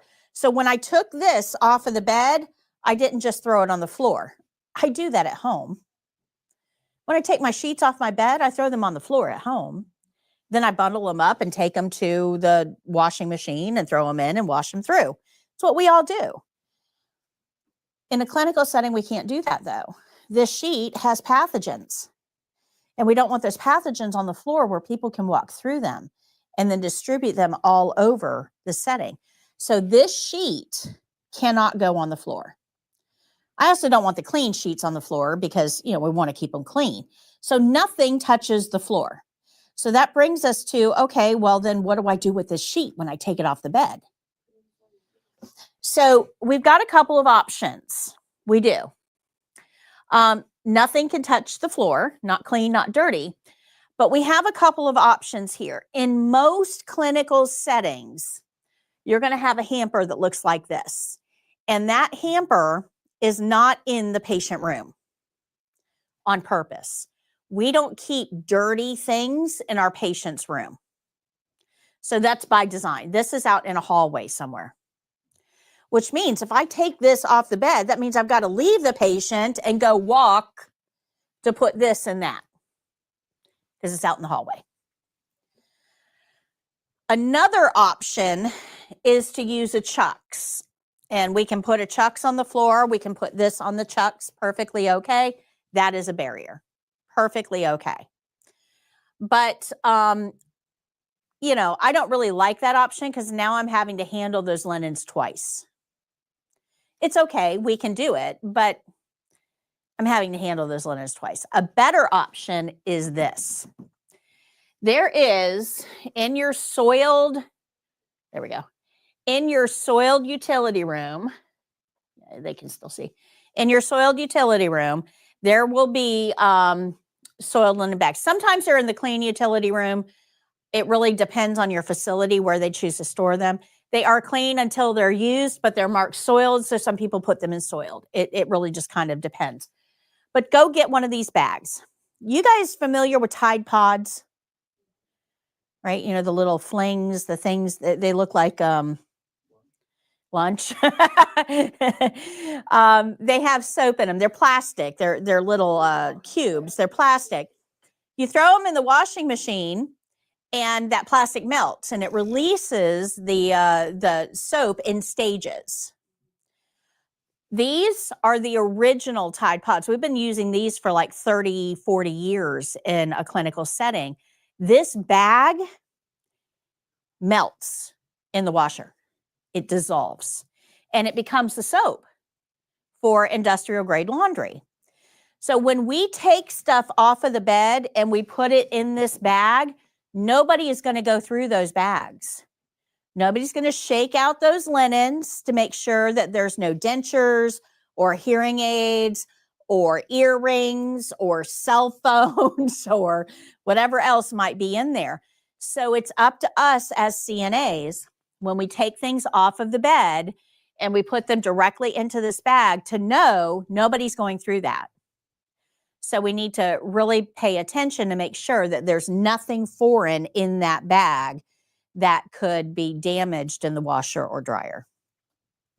We also need to be aware that in most healthcare settings, even those that do laundry in-house, a lot of laundry is sent out to be done, but even those that do laundry in-house, most healthcare settings use ultra hot water to wash with to kill pathogens. Well, if you have dentures and ultra hot water going through an ultra hot dryer, specifically to kill pathogens, what comes out is a big gooey mess. It doesn't even look like dentures anymore. So we have to be aware of this because this is our responsibility. Does that make sense? So if you go to your utility room and get a soiled linen bag, we have to know that whatever we gets put in there isn't going to be gone through. They used to. Let me give you a little history lesson on this. I was not even aware of this. I had no idea that this even happened. Who do you think is at most risk of a needle stick? Nurses, phlebotomists, doctors, or laundry aides? Why? Because they don't take care of the laundry. And they're not expecting, right? Nurses are very aware of where the needles are. Phlebotomists, very aware of where the needles are. Surgeons, very aware of where the needles are. Laundry doesn't expect needles. The highest number of needle sticks were actually occurring in laundry because needles would get dropped on the bed. It happens. And, you know, unfortunately, they'd get all wound up in the sheets, and then your laundry attendants would be the ones that got the accidental sticks. And that's why these now exist. Isn't that horrible? I mean, these people are paid minimum wage. They're working in awful working conditions. It's hot. They're on their feet the entire shift. It's very physical. And then on top of that, you've got to worry about being stuck by a needle. That's sad. So that's why we use these. Does that make sense? Okay.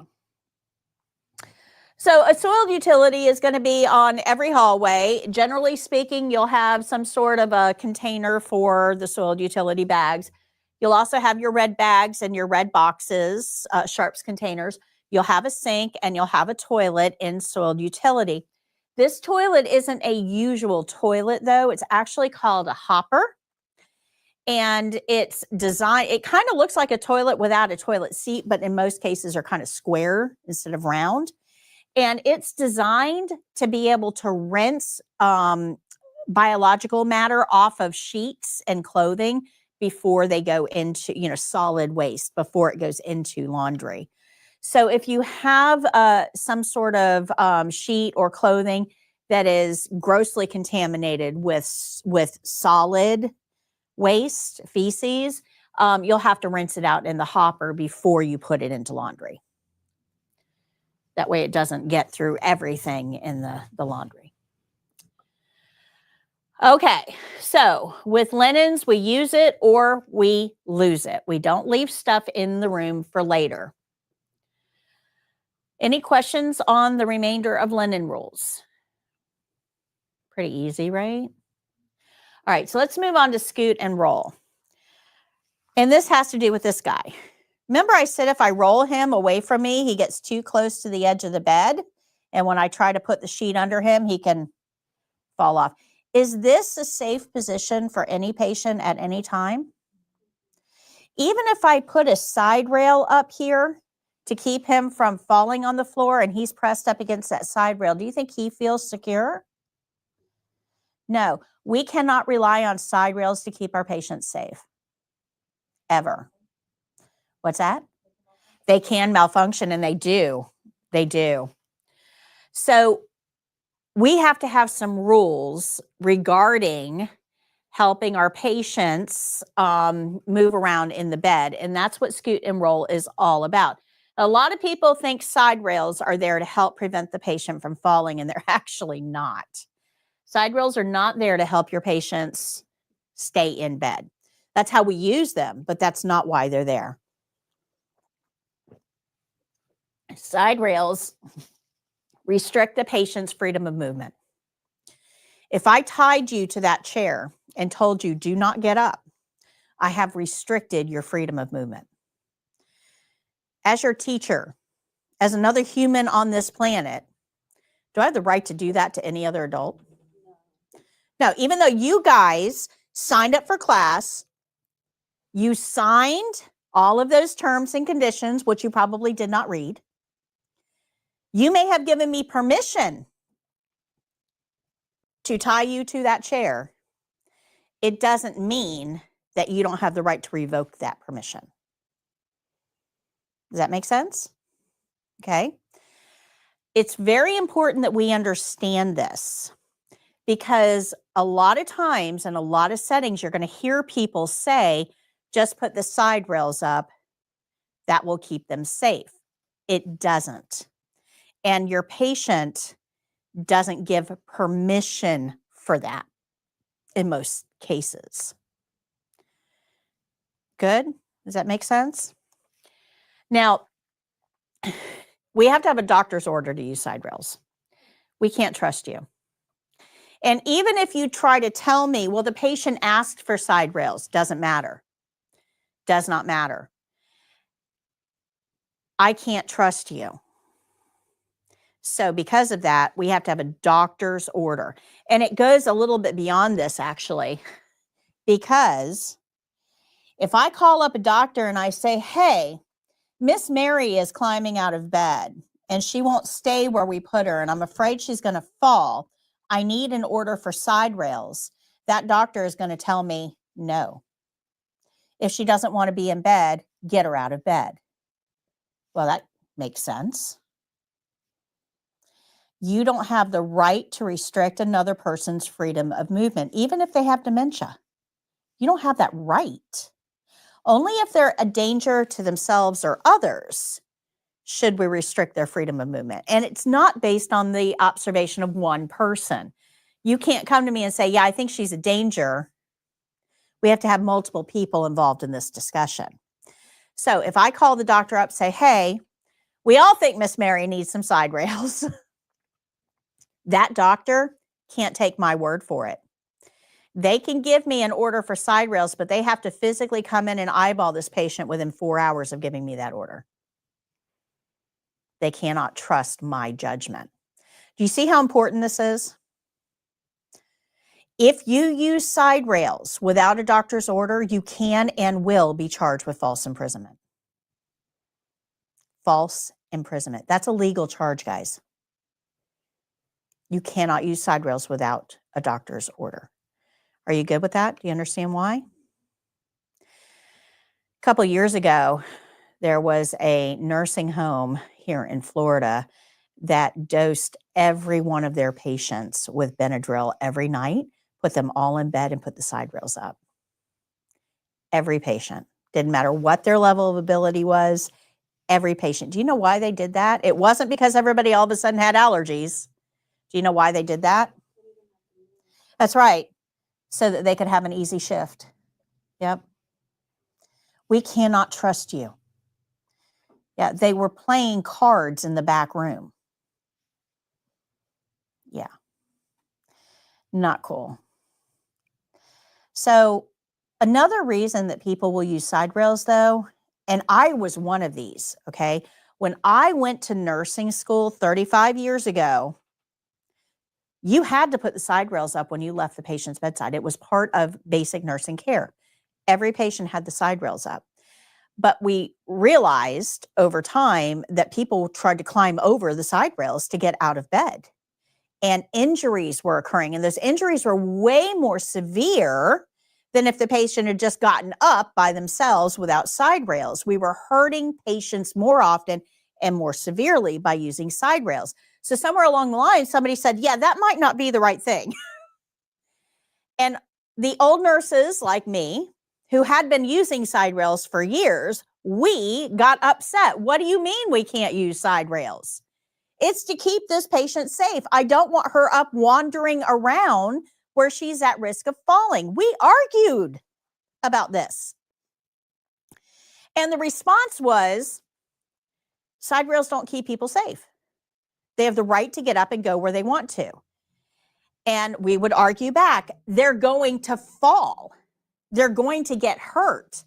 And the rationale, the first time I heard this, I was like, you are an idiot, right? Just to these people, how can you think this way? The response was, they have the right to fall.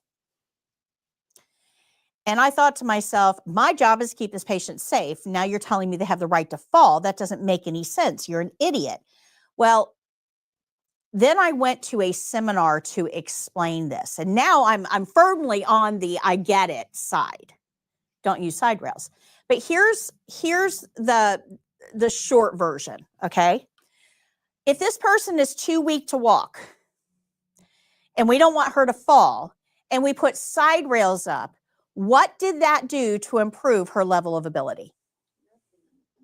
Nothing. In fact, it weakens her further. Absolutely. So did we accomplish what we wanted to accomplish with the use of side rails? No, it made the patient weaker. It did not improve their quality of life. A better option is to go in and frequently get them up and take them to the bathroom. And now we're strengthening muscles, working on coordination, seeing to their needs. We're not trapping them in a bed without mobility. So once I understood that, side rails don't improve anything. I got it. I'm like, okay, I got it. I got it. So now I can effectively teach you guys, don't use side rails unless we have a doctor's order. And when we use them, we have to be really, really careful with them. We don't want to leave our patient trapped in a bed for too long without moving. If we do, an older person has only got to be on bed rest for 3 days before they have the potential to lose the ability to walk forever. 3 days. 3 days. You can take the ability of this patient to walk around her house alone away from her in 3 days. That's a tremendous amount of power because that means this patient cannot go back home. She is now going to have to go to a nursing home or a family house or something. She is no longer able to live alone. You have changed her entire way of life by putting her in a bed and putting the side rails up for 3 days. That's way too much power for us, guys. Way too much power. We've got to be really, really careful with that. So C says, do you use gloves for occupied bed making? Well, the answer to that is, depends on the patient. If we have a patient who is incontinent and there are body fluids on the sheets, do I need gloves? Yes, body fluids.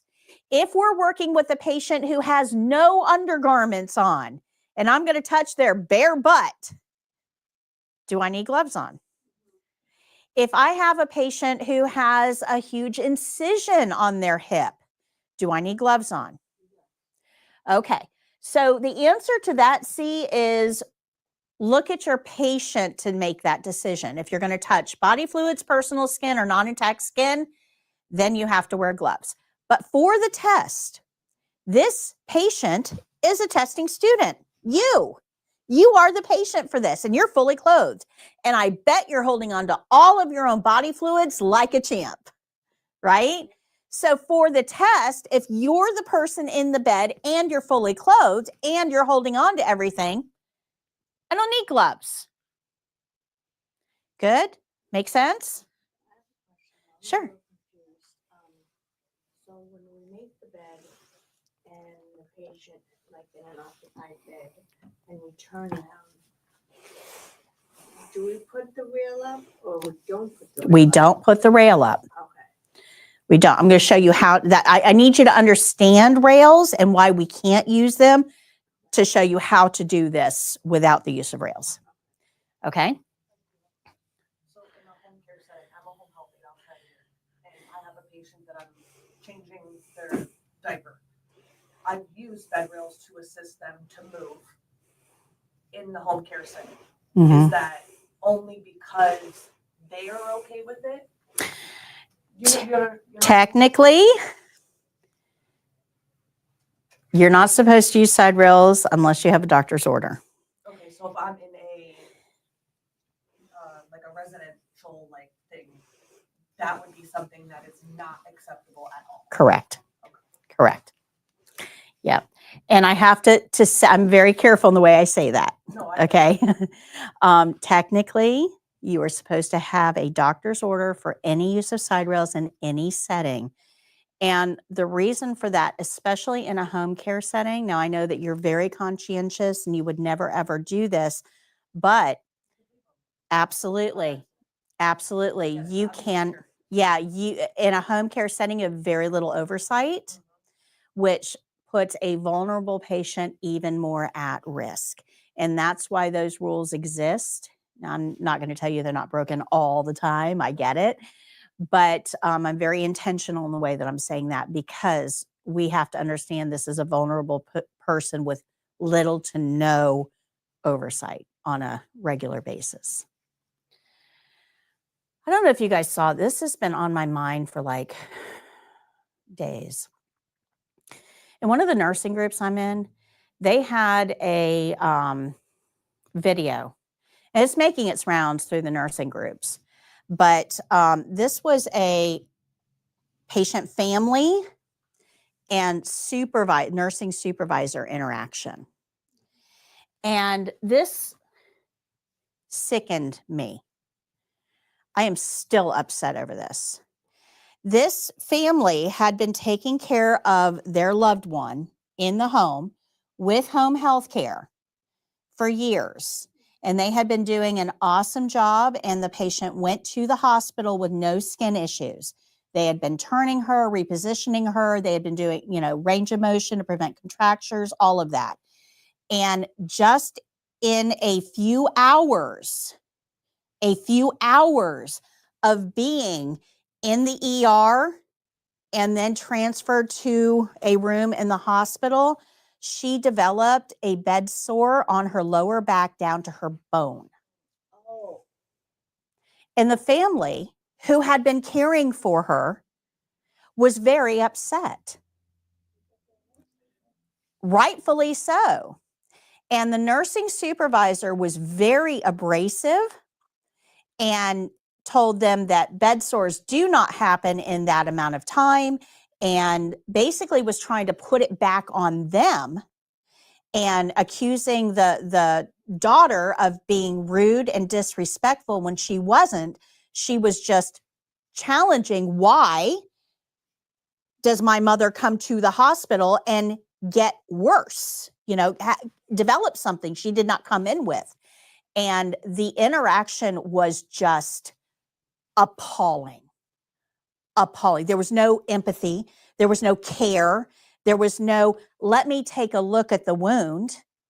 The wound was not addressed at all. It was all about the attitude of the daughter.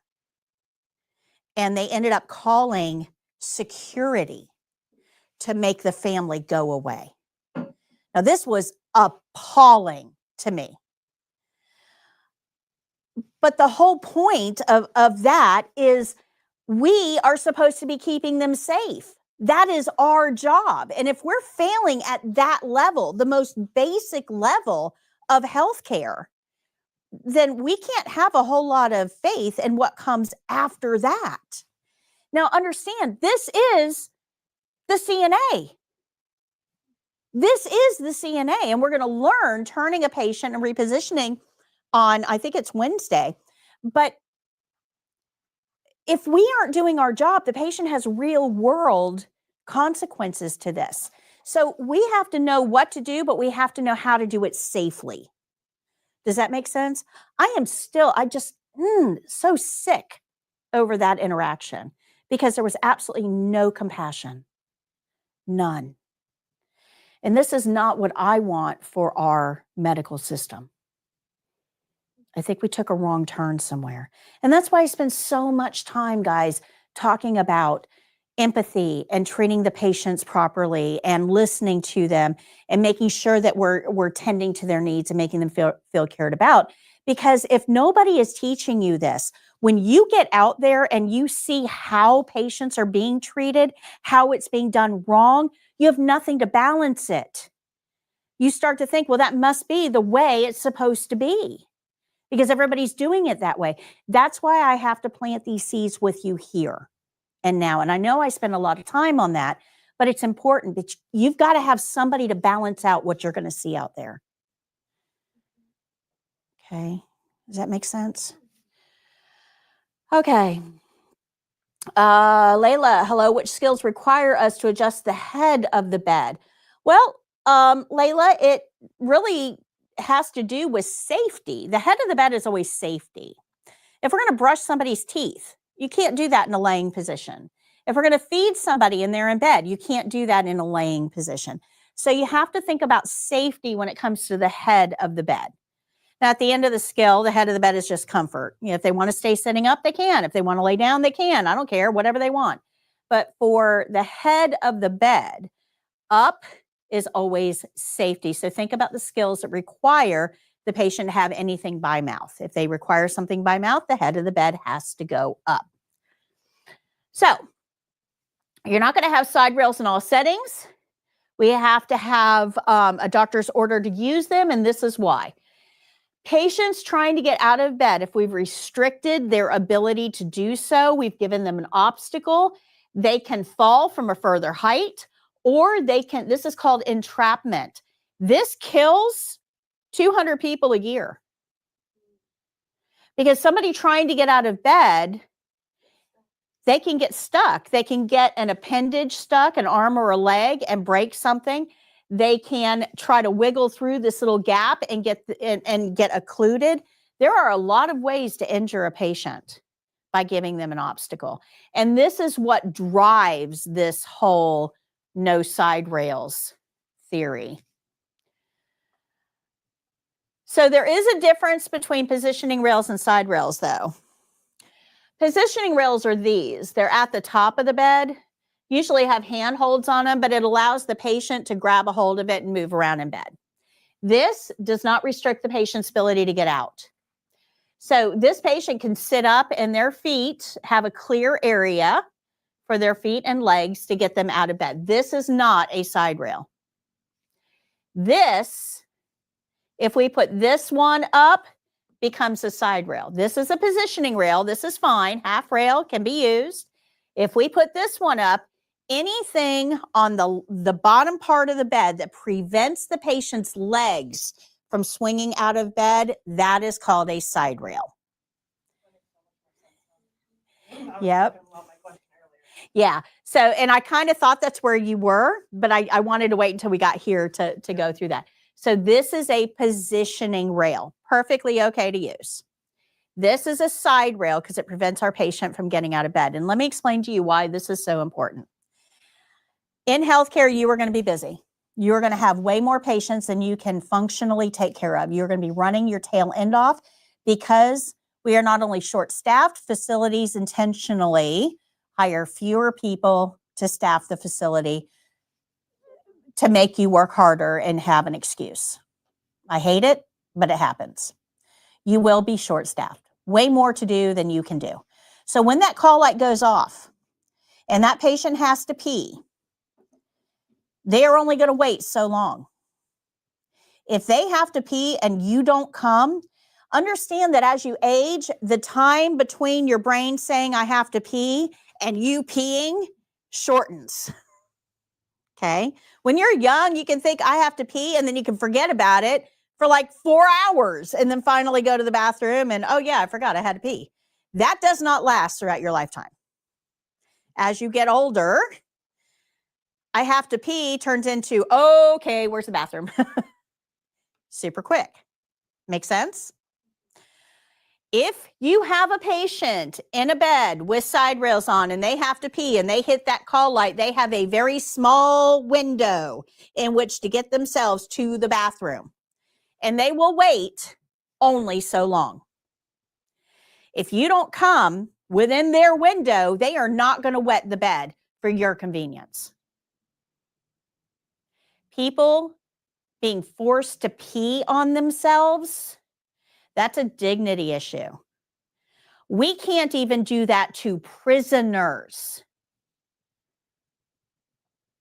We can't even do that to prisoners of war. Do you guys see how important that is? If that patient cannot get the help they need to get to the bathroom, they will go over those side rails to get themselves to the bathroom so that they don't urinate on themselves. Do you see how important that is? When call lights go off, we have to answer them quickly. If we don't, and you've got a patient in bed with side rails up, they will go over those side rails, which means they're probably going to get injured. And the reason is because the call light wasn't answered.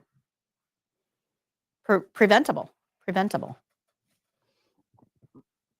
Side rails make patients weaker because they cannot move freely. So if we can't use the side rails, and we just learned all kinds of reasons why we can't, how do we keep our patients safe? We keep them in the middle of the bed. The middle of the bed is called the safe zone. You always want your patient in the middle of the bed. If we're going to turn our patient on their side, they are not in the middle of the bed. So in this case, you'd want a side rail there to keep them from falling on the floor. Although side rails can fail, and that's a problem. We shouldn't do that. But that might be your first thought. Well, keep the patient from falling. We don't need side rails for that if we remember that patients must always be in the middle of the bed. So if I want this patient in the middle of the bed after the turn, I'm going to ask them to scoot toward me so they're on their back closer to me, and then turn them away from me so that after the turn, they're in the middle of the bed, which is safe. I need no side rails for that to happen. Good? Scoot and roll. When you roll, you always roll the patient away from you. Now, the reason for that, twofold. If I'm going to turn this patient, okay, and I scoot her toward me, and I'm going to roll her, I don't want to roll her toward me. 3 reasons, really. If I roll her toward me, she's on the edge of the bed. That doesn't help anything. But if I roll her toward me, let me just do this so you can see. If I roll her toward me, our weight as humans is mainly distributed across our back and butt area. If you put somebody on their back, they generally will roll back onto their back. They don't roll forward. It's just because of the way our weight is distributed. So people, when they're on their side, unless supported, will roll onto their back, just like she does. So if I roll a patient toward me, and I know gravity is going to pull them onto their back, if they start to roll, do you see what my body has to do to try to stop it?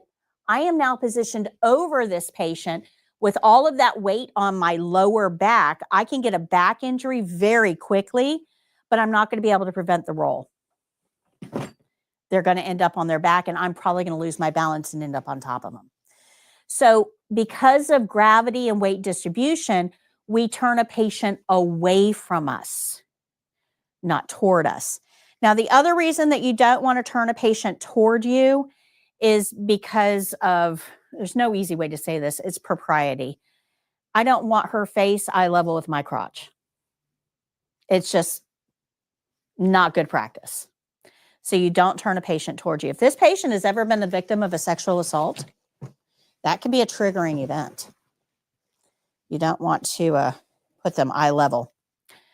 So we remain behind the patient's behind. So this goes along with what C was asking earlier. We have a couple different ways to adjust the bed. Head of the bed is always for safety. So if we're going to put anything in the patient's mouth, head of the bed has to be up. We can also adjust the foot of the bed. The foot of the bed is mainly for comfort. Like we put the feet up for circulation, for comfort, but we don't ever have to put the feet up for any skill. So you can kind of disregard this. This doesn't apply to us. But then we have another adjustment that we can make, and that's the entire bed. Body mechanics are important. If we have to bend over to do our skills over and over and over again, that puts a lot of pressure on your lower back, and it can lead to back injuries. So you can raise the entire bed up to a comfortable working height. Perfectly okay. No problem with that. This bed has a crank on the bottom that if you crank it clockwise, the whole bed goes up. And that allows me to do the skill without physically having to bend. Good for body mechanics. The problem is if I end the skill with the bed in the high position, if this patient tries to get out of bed, they expect the floor to be right where they left it. The floor has never moved in their life. They get into bed, they get out of bed, floor is always right where they left it. They do not expect that floor to not be there. So when they swing their legs out of bed and they put their feet down, they expect a floor. There isn't one. They can fall. So if you raise the bed up to a comfortable working height, at the end of the skill, you have to lower it to its lowest position so that the patient knows where the floor is when they go to get out. Good? All right.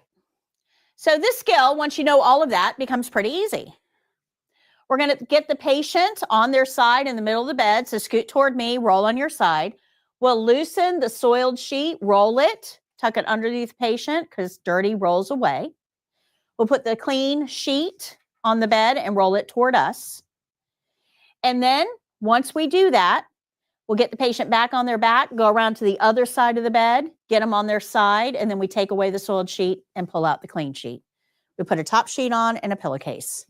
It's not a hard skill as long as you understand clean rolls toward me, dirty rolls away, and we always turn the patient away from us.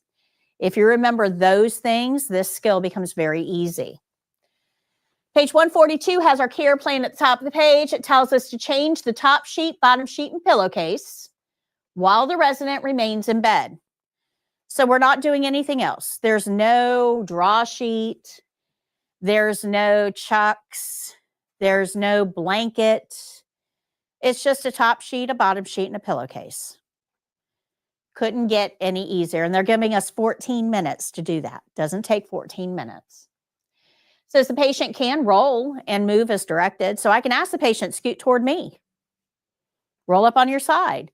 They can do whatever I need them to do for the test. This patient, this one right here, this one.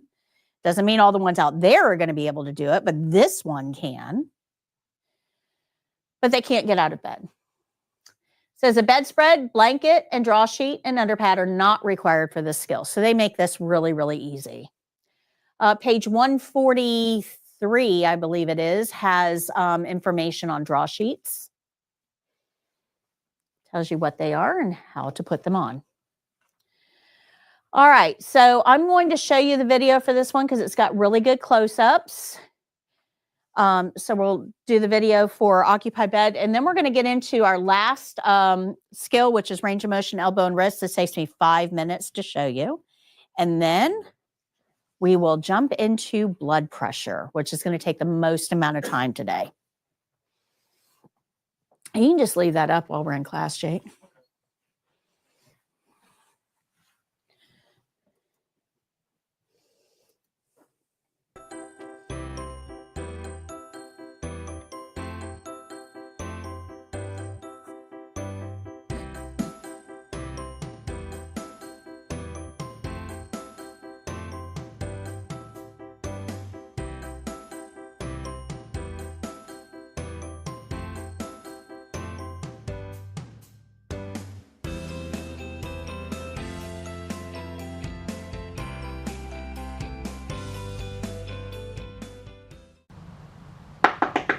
Hello.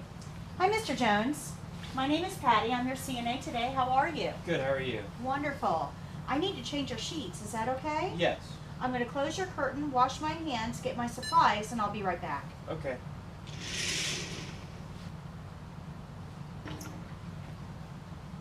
We'll start out with a barrier.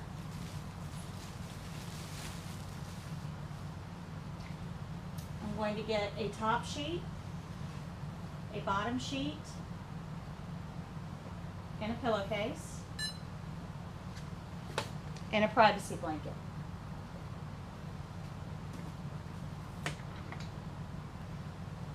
Okay, Mr. Jones, I'm going to place this blanket over you. This will help protect your privacy and keep you warm while we do this skill, okay? Okay. Okay, I'm going to spread this out. Can you hold that blanket in place? Yes. And I'm going to remove the sheet from the bed.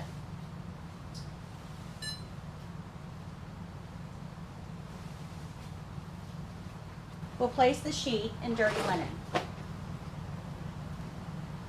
Mr. Jones, can I get you to scoot toward me, please? Thank you. And can you roll so that you're on your side facing in that direction? Thank you. I'll remove the two corners of the sheet from this side of the bed. And I'm going to roll the soiled sheet in toward the patient, tightly.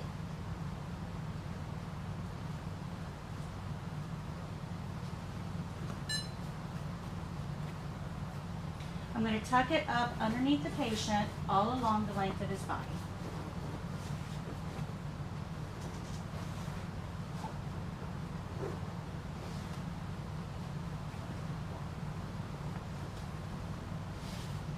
Now I'll take the clean sheet, unfold it,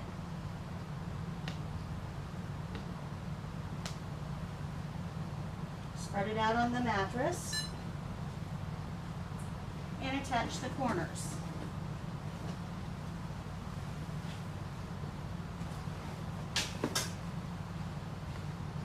Now I'll roll the clean sheet toward me. We'll roll it so that it's tight with no wrinkles as we tuck it under the soiled sheet.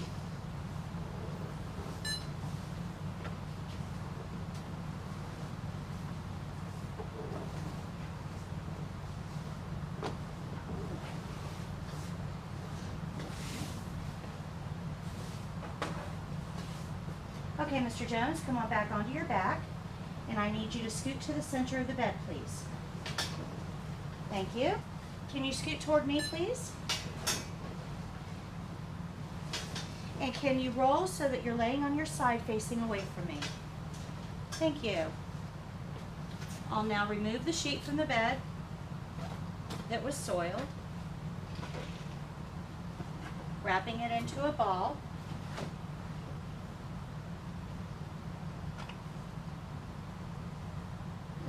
And I'll go place this in dirty linen.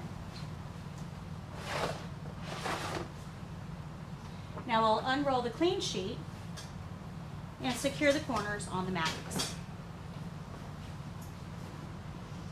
As I do so, I'll make sure to stretch the sheet so that it's flat and minimize the wrinkles that are underneath the patient. Okay, Mr. Jones, can you come back onto your back, please? And scoot to the middle. Thank you. I'm now going to place the top sheet over you.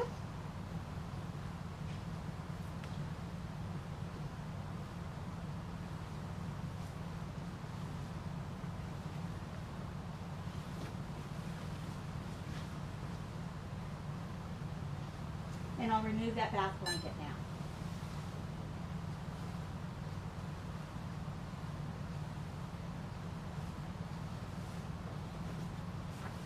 We'll roll it in a ball and place it in dirty linen.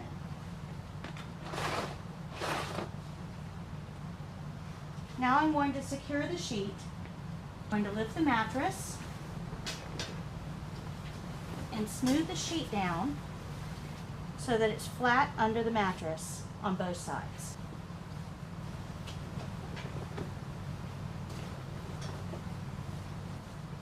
Now I'll make hospital corners by lifting the top edge of the sheet about a foot from the end of the mattress, straight up. It'll form a triangle. Everything else will get tucked underneath. I'll repeat that on this side.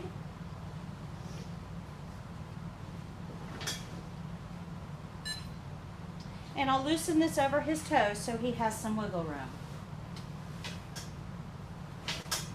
There, how's that, Mr. Jones? Perfect, thank you. Very good. I'm going to remove the pillow from under your head. I'll bring it right back. I'll remove the pillowcase, being careful not to allow it to touch my uniform, and lay the pillow on the overbed table. We'll place the pillowcase in dirty linen. I'll take the clean pillowcase and scrunch it up all the way to the edges. We'll put the tag side in, place the pillowcase on top of the tag side of the pillow, and pull the sides down. I'll now place the pillow under his head with the opening facing away from the door. How is that, Mr. Jones? Perfect, thank you. Are you comfortable? Yes, ma'am. Here's your call light. If you should need anything at all, please don't hesitate to call. Can I get you something like a magazine? No, thank you. Okay, I'm going to open your curtain and wash my hands. The barrier will be thrown away.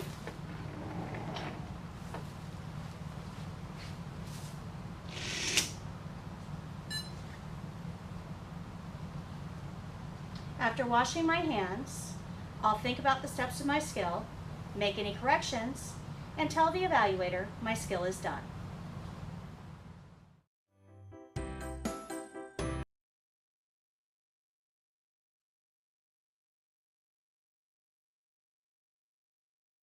Okay. Any questions? If the patient isn't able to stand, you ask me to CNA to help you. You can. You can also move the patient yourself in a couple of different ways. One of them is segments. So you move the head and shoulders, the torso, the hips, and the legs. You can also use a draw sheet, which is a flat sheet folded in half underneath the patient that acts as a sling that lifts the patient up and pulls them towards you. And then we have something called a slide sheet, which is like space age technology. This stuff is so cool. It doesn't use water, no liquids of any kind, but it's as slippery as a slip and slide. So you put that underneath the patient and they almost levitate, to move. So that's another option that we have. You would go by the method indicated in the care plan for that patient. If I've got somebody with severe burns, I don't want to move them toward me. That wouldn't be a good option. If I have somebody with osteoporosis, severe, that's causing compression fractures of their spine, then I may not want to use a draw sheet, which would compress everything. So we would go by the method indicated in our care plan for that patient. Good? All right. How it's hospital form, is that on the test required? So the hospital corners, they don't have to be pretty. They don't have to look that good. I've been making hospital corners since I was 2. My grandmother was very fastidious. So hospital corners are no problem for me. But for the test, you just have to get the corners of the sheets under the mattress. That's what they're looking for. And this has to do, believe it or not, with pest control. Because if there are, now understand that air conditioning is actually a relatively recent, I know it's our generation, but relatively recent in the history of history. Air conditioner really hasn't been around that long. So most hospitals and healthcare settings were all open window settings for airflow. Make sense? But when you have open windows, you have the possibility of bugs. So if you've got sheets that hang off the edge of the bed and touch the floor, then you have a direct route into the bed from any bugs that might be there. So hospital corners really have a lot to do with pest control. And it's kind of crazy, but not so much of an issue now that we have air conditioning and everything, we don't have open windows and things like that. But it is good for you to know how to do a good hospital corner. As long as you get the corners under the mattress for the test, it's good enough. All right, so now we're going to go on to page 78. This is another range of motion. We learned on Wednesday what range of motion is, how it's done, and how to know what we're going to do with each patient. We already know everything we need to know to do this skill. Nothing new to learn. This skill should take someone with your level of experience about 4 minutes. It will be done on a live testing student. They'll be positioned in bed. Charting is not required. So if you look on page 79 at the top of the page, you'll see the care plan. It says provide the following range of motion exercise to the resident's right elbow and right wrist. Flexion, extension.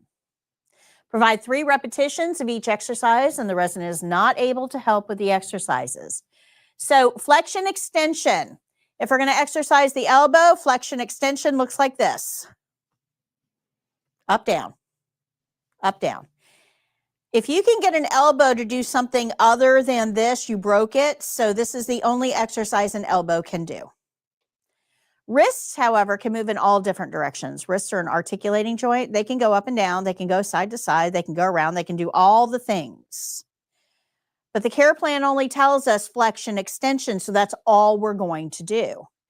So flexion, extension of the wrist looks like this. Like revving a motorcycle. So we put an opening in front of it, a closing behind it, and that's the whole skill. 3 flexion extensions of the elbow, 3 flexion extensions of the wrist. Opening in front, closing in back. Now you do want to talk through this because you're moving somebody's extremities. They need to know what you've got in mind. You also need to watch for pain, wincing, grimacing, somebody saying ow. I mean, those are all signs of pain. So you would want to go below the level of pain. Good? Oops. All right, so we're going to follow the care plan. Care plan tells us which body part, what exercises, and the number of repetitions. Remember, flexion, extension is up, down. Abduction, adduction is side to side. And rotation is around. We always support from below with a flat palm. We'll move slowly and smoothly all the way to start. We'll ask about or monitor for pain or discomfort. We're going to do our opening, and we're going to do the closing. You have to evaluate if you need gloves for this. You may not, depends on the patient. If they've got a rash, wear some gloves. If there's no rash, no gloves are necessary. Look at the patient. All right, any questions on this one? Okay, Jacob, can you move her to this table, please?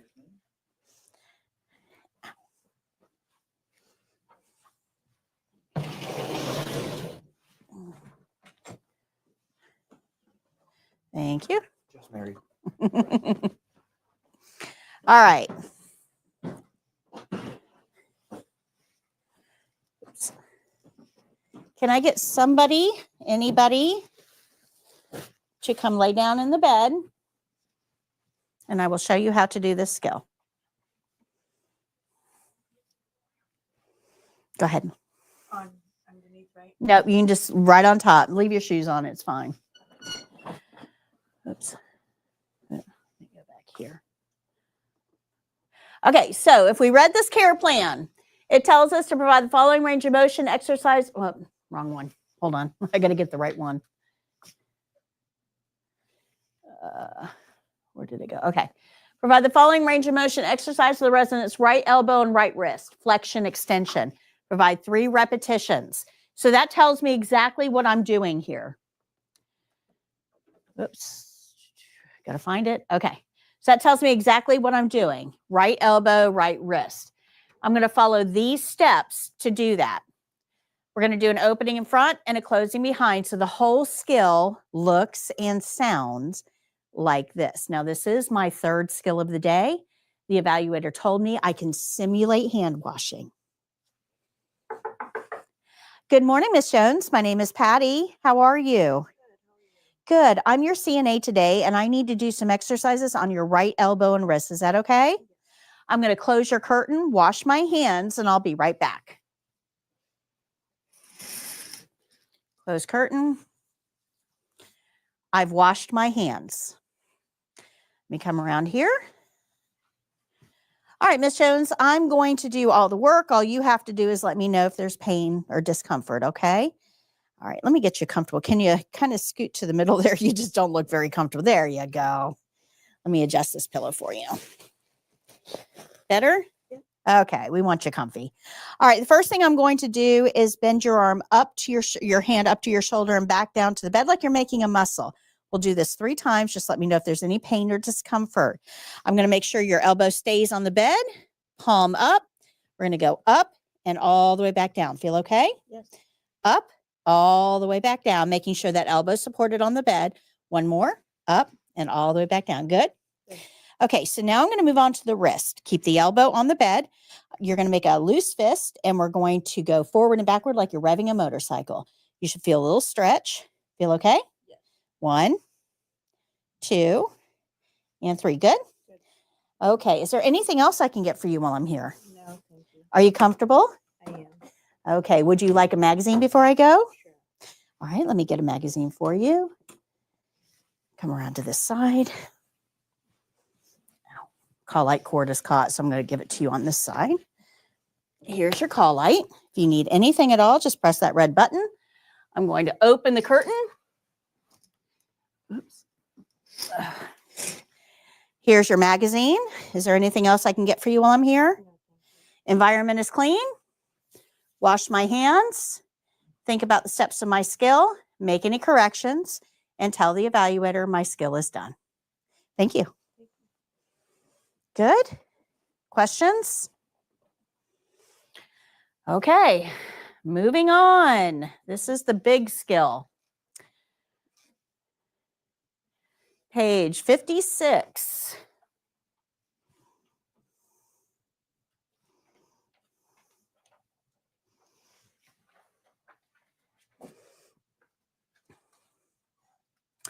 Blood pressure is a non-tested skill. That means for the state exam, you will not have to demonstrate taking a blood pressure. You don't have to do it manually. You don't have to do it with an automated cuff. Blood pressure is not on the skills test at all in Florida. Couple of different reasons. Number one, it's very subjective, which means that your hearing ability might be much better than mine, and you may hear a sound that I don't hear. So it's very subjective.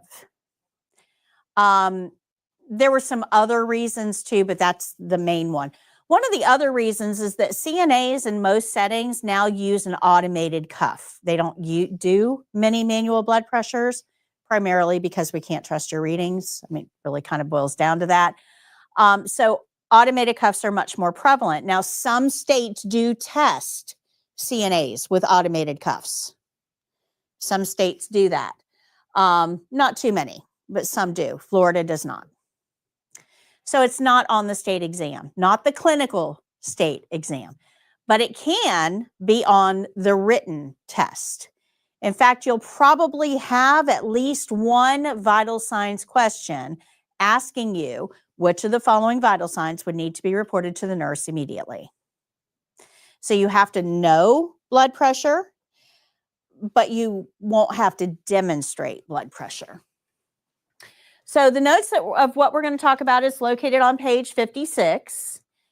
And let me explain to you what a blood pressure is, because I find it's helpful for you to know this when we get into training you how to, because you can put what's happening inside together with what I'm training you to do. So your heart on the left side of your chest contracts, it squeezes, and it squeezes out a wave of blood. We learned this with pulse. That wave of blood pushes the one in front of it. That wave of blood pushes the one in front of it, and so on. This is how blood moves through your circulatory system. Now, when we took a pulse, we put our fingers there and we counted the waves we could feel under our fingers. That's not what a blood pressure is. A pulse is how many waves. A blood pressure is what is the pressure of those waves. So we're still using the same waves, but we're measuring them in two different ways. Good? Make sense? Okay. So the heart contracts, pushes out a wave of blood. That wave pushes someone in front of it, but there's a valley in between. So wave, valley, wave, valley, wave, valley. What we're trying to do is figure out how much pressure is inside that artery when the wave is moving through. That's your top number of your blood pressure. How much pressure is inside the artery in between waves? That's your bottom number, or diastolic. We're going to use two pieces of equipment to do this. We're going to use a stethoscope and a blood pressure cuff. And we're going to learn how to figure out how much pressure is inside the artery when a wave is moving through and how much pressure is inside that artery in between the waves. But a better way for me to demonstrate or explain this is not using a heart and arteries and stuff like that. Let's talk about a water spigot that you have on the outside of your house. Okay, we're going to attach a hose to it. Now, right now, no water flowing through that hose. It's kind of squishy, right? If we turn that faucet all the way on, water comes through the hose expands and it gets hard. There's more pressure inside that hose when water is moving through it. If we turn that faucet all the way off, hose gets squishy again, there's less pressure inside the hose. So when the faucet is on, there's more pressure inside the hose. When the faucet is off, there's less pressure inside the hose. So what your heart is doing is it's standing at that faucet and it's just going on, off, on, off, on, off, on, off, on, off, about 70 times a minute for your entire life. That's a job. On, off, on, off. So big pressure, little pressure, big pressure, little pressure, big pressure, and we can measure the pressure.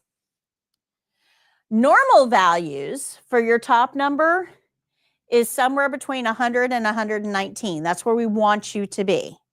Lower is better with blood pressure. There's very few too low blood pressures, very few. Lower is generally better. As long as you can pee and think, so we know you're getting blood to your kidneys and to your brain. If you can pee and think, lower is better. Now, when you're not able to pee or think and you have low blood pressure, now we got to do something about it because blood doesn't have enough pressure to get where it needs to get. Good? But in general, lower is better. Why is that? Well, if we take that same hose and we turn the faucet all the way on and we leave it full force for 10 years out in the Florida sun, what's going to happen to that hose? Yeah, the heat is going to degrade it and it will actually split. And now the hose is no good. That split happens because of high pressure inside and stress, weather, sun, heat on the outside. High pressure inside, stress on the outside affects the integrity of the hose. Wears it down, causes it to split. That same thing happens in a human. High pressure inside, stress from the outside can cause the hose to split. In a human, that is called an aneurysm.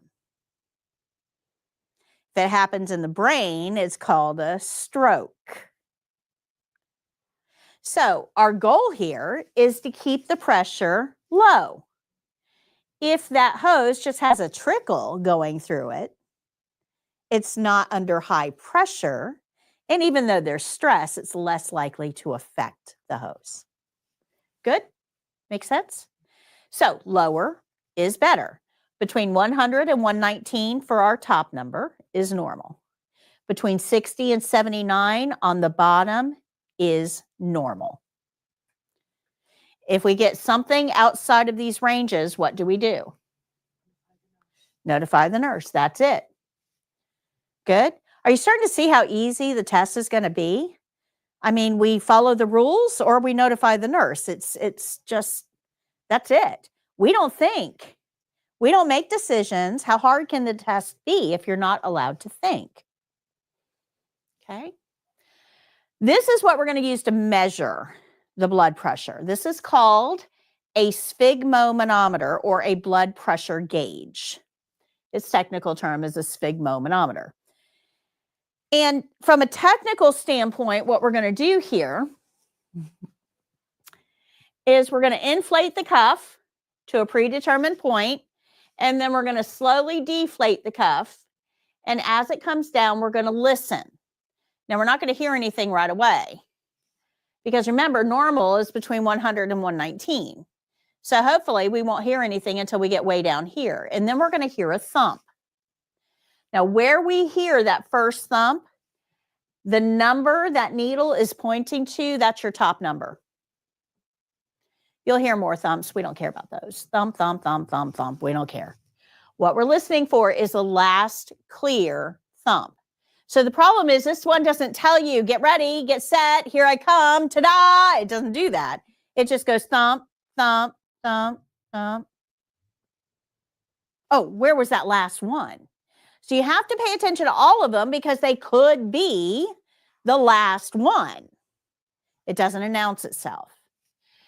And then we keep listening all the way to 0. So the first thump we heard, where the needle is, the number it's pointing to is our top number. The last clear thump, where the needle is, the number it's pointing to is our bottom number. And then we hear no more thumps, but we keep listening all the way to 0 just in case. That's all we're going to do to take a blood pressure. We inflate. We deflate slowly. We listen for the first thump. Wherever that is our top number. We keep listening. We're listening for the last thump. We'll hear more in between. We don't care. Wherever the needle is, when we hear the last clear thump is our bottom number. And then we go all the way to 0 and take our cuff off. Good? We don't count. We don't assess quality. It's just first and last is all we're looking for. Now there's 2 pieces of equipment we need for this. Jake, you want to pass out? Who needs blood pressure cuffs and stethoscopes? Okay. All right. Does anyone need one? Yes. Who needs a blood pressure cuff? Two. I'll need one too. Not average.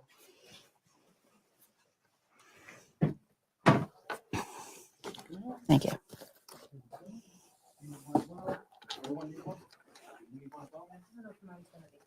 All right. You needed one as well, I'm sorry. Okay, so go ahead and unpack your bags. You want the stethoscope and the blood pressure cuff. You'll probably have a little pieces parts thing. Just leave that right in the bag. We don't need that.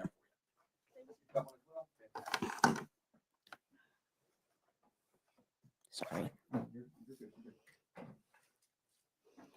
All right, so this is where it starts to get a little complex. Let's talk about our blood pressure cuff. Try not to move ahead of me. Kind of stay with me because there's a lot of small details we have to go over. Okay, these cuffs are not one size fits all. They're one size fits most, but not all. If I have a patient that I think their arm is too small for this cuff, I'm going to use this white guide to measure. If I think the arm might be too big for the cuff, I'm going to use this white guide to measure. So on a professional cuff, one of the narrow edges will have a white stripe. And the way we use this to measure, Jake, come on over here for 1 second. Just stand right here. Need my arm? Yeah, Which one? that one's good. Jacket? No So jacket. it's good. So if I think he's got very narrow arms, if I think that this cuff is going to be too big for him, I take this white strip and I put it underneath his arm about 1 inch above the elbow. So I'm going to wrap it around the underneath of his arm. If it wraps more than halfway around his arm, it's too big for him. If I put this underneath his arm and I can't even see either one of the corners, it's too small for him. Okay, thank you. Mhm. This is a little too big for him. So that's what this stripe is for. Now on the front of your cuff, you'll have an artery marking. So it'll probably be like a little patch with something that says right arm, left arm. Sometimes it's just a line with a circle on it, but you have an artery marking somewhere. Now this cuff has no brain. It has no brain. I can't just lay this cuff on somebody's arm and it line up with an artery. We have to find the artery. So let's talk about where your arteries are. If you put your arm straight out and you want to pop that elbow completely up, you don't want it to be relaxed at all. You need to pop that elbow completely up. At the fold of your elbow, where your lines are, on the pinky side, not in the middle, on the pinky side is where your brachial artery is going to be. Now, just like every other pulse, we use 2 fingers, not our thumb. 2 fingers. So on the pinky side, at the lines of your elbow, use 2 fingers, put your thumb on the back to hold consistent pressure. See if you can find your thumps. Make sure that you get that arm completely straight. If your arm is not completely straight, you're not going to feel it. Did you find it? You're a little too far in the center, I think. Right here. A little harder. Got it? You get it? Okay. Okay. So I'm going to stretch your arm completely out. Okay, yours. You've got musculature there. Yours is right here, way on the inside, but you're really going to have to press hard. Put your thumb on the back. Yours is very hard to feel. Close your eyes. Did you find it? Okay. So you want to be at the fold of the elbow. I'm going to wiggle my fingers in.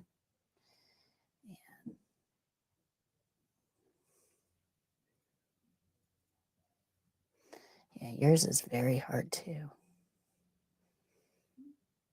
Okay, yours is right here. Okay. But there's a massive muscle right there. It's actually under the muscle. So watch what my fingers do. I move kind of laterally and then settle in. And what that does is it moves that massive tissue off to the side to make it a little easier to feel. Do you find it? Okay, so find somebody else's. Grab a partner. Find somebody else's.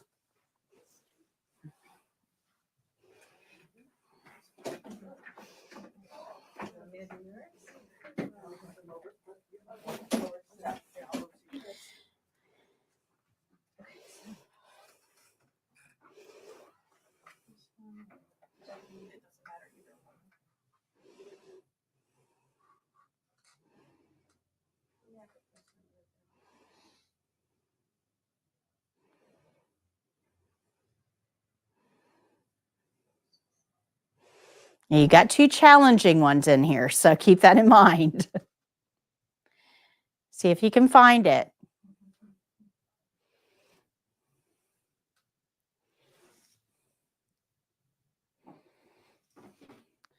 Are you able to find it? No?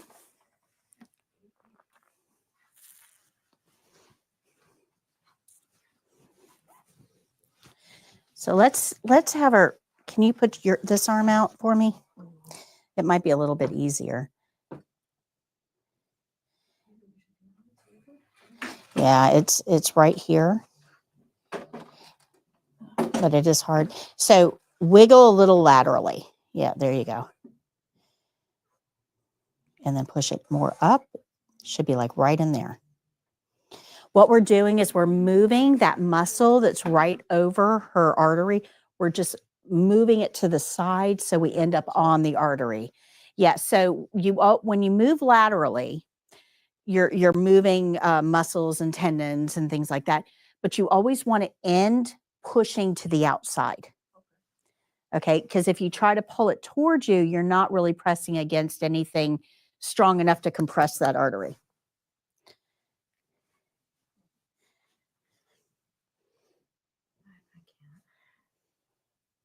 Yeah. Let me see this arm. Let's see if this arm's any better.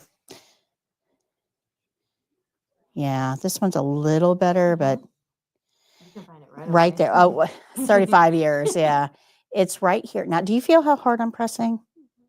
Okay. I want you to put your fingers right here, and I want you to tell her if she's pushing as hard as I did.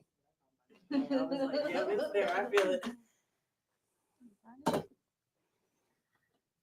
I think I can feel something. Yeah. If you close your eyes, it actually increases the sensitivity in your that's what I feel fingertips. like I don't know. Yeah. It's like very distracting for me. You know what I mean? I need it like really quiet. Yeah.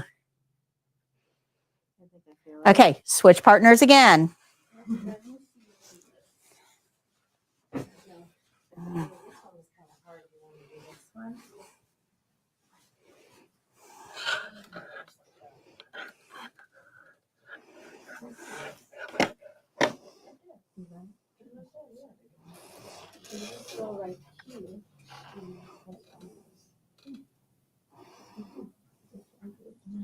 Okay, switch partners.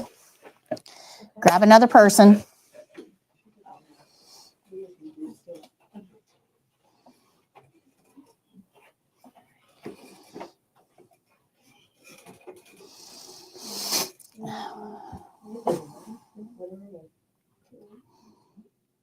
Remember, you want to be on the pinky side. I got hers. Got it? Yeah, some people are super easy, some are not.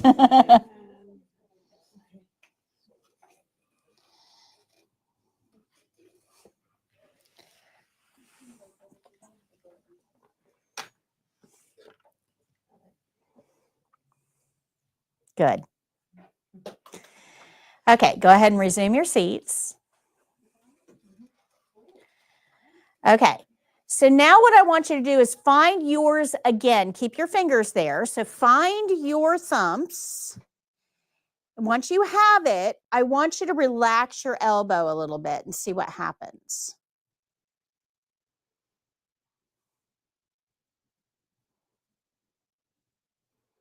If you find it and then relax your elbow, it probably won't be as strong. It's harder to feel. In fact, it may go away altogether.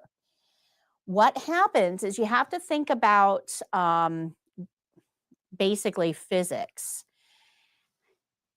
Because my arm moves, I have a joint here, okay? When I straighten it out, that means everything in there has to be able to move, which means that when I relax it, there's slack there. Think of a rubber band, right? If we pull it tight, it stiffens up. If we just let it go naturally, it's limp and has more laxity in it. Make sense? So your artery actually is down here. When you straighten that elbow, it pushes that artery up to the surface so we can feel it, which is why I said to make sure those elbows are nice and straight. Well, if you don't understand that, when you go home and you start to practice on people at home, you're not going to feel their arteries because they're naturally in this position. You've got to tell them, get that elbow straight so that it pops it up for you to be able to feel. Okay. If you can't find an artery, look at the elbow.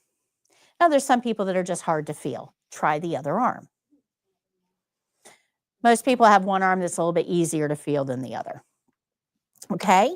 So what we used to do a bazillion years ago is we took a pen, we found the artery, and then we put a little X marks the spot.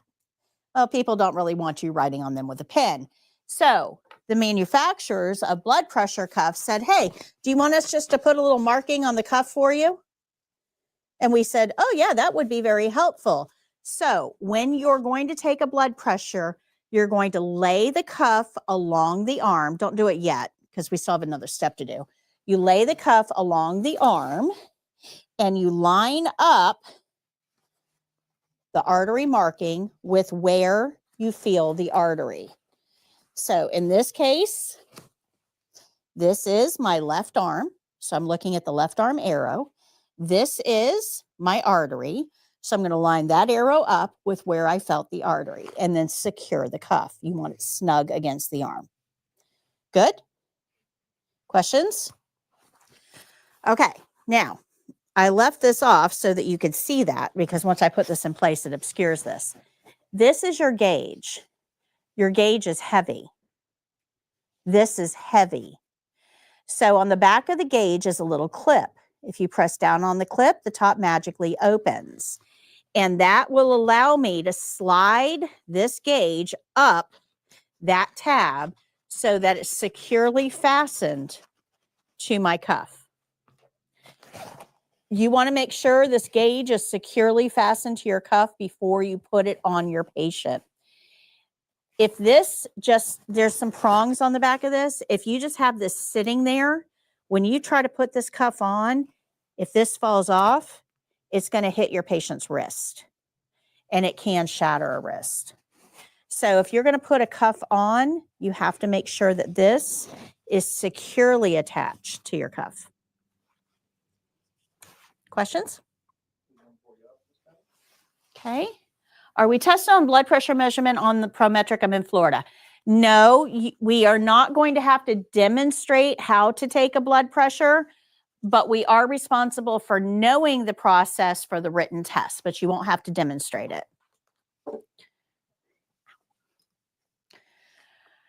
Okay, so now that we understand how to measure the cuff, where the gauge goes, and what the artery markings mean, now we have to learn how to work the cuff. And the way that we do that is through this. This is called the bulb and valve assembly. So it's this part, looks like a little hand grenade. If you hold this in your dominant hand, so if you're right-handed, it's held in your right hand. If you're left-handed, put it in your left. And you want to hold this so that little silver dial is facing you. You want the tube coming up, not like this, like this. Now, don't do this right now. We're going to have to wrap this around something to inflate it. If you inflate a cuff that's not wrapped around anything, you can actually cause it to go out of calibration.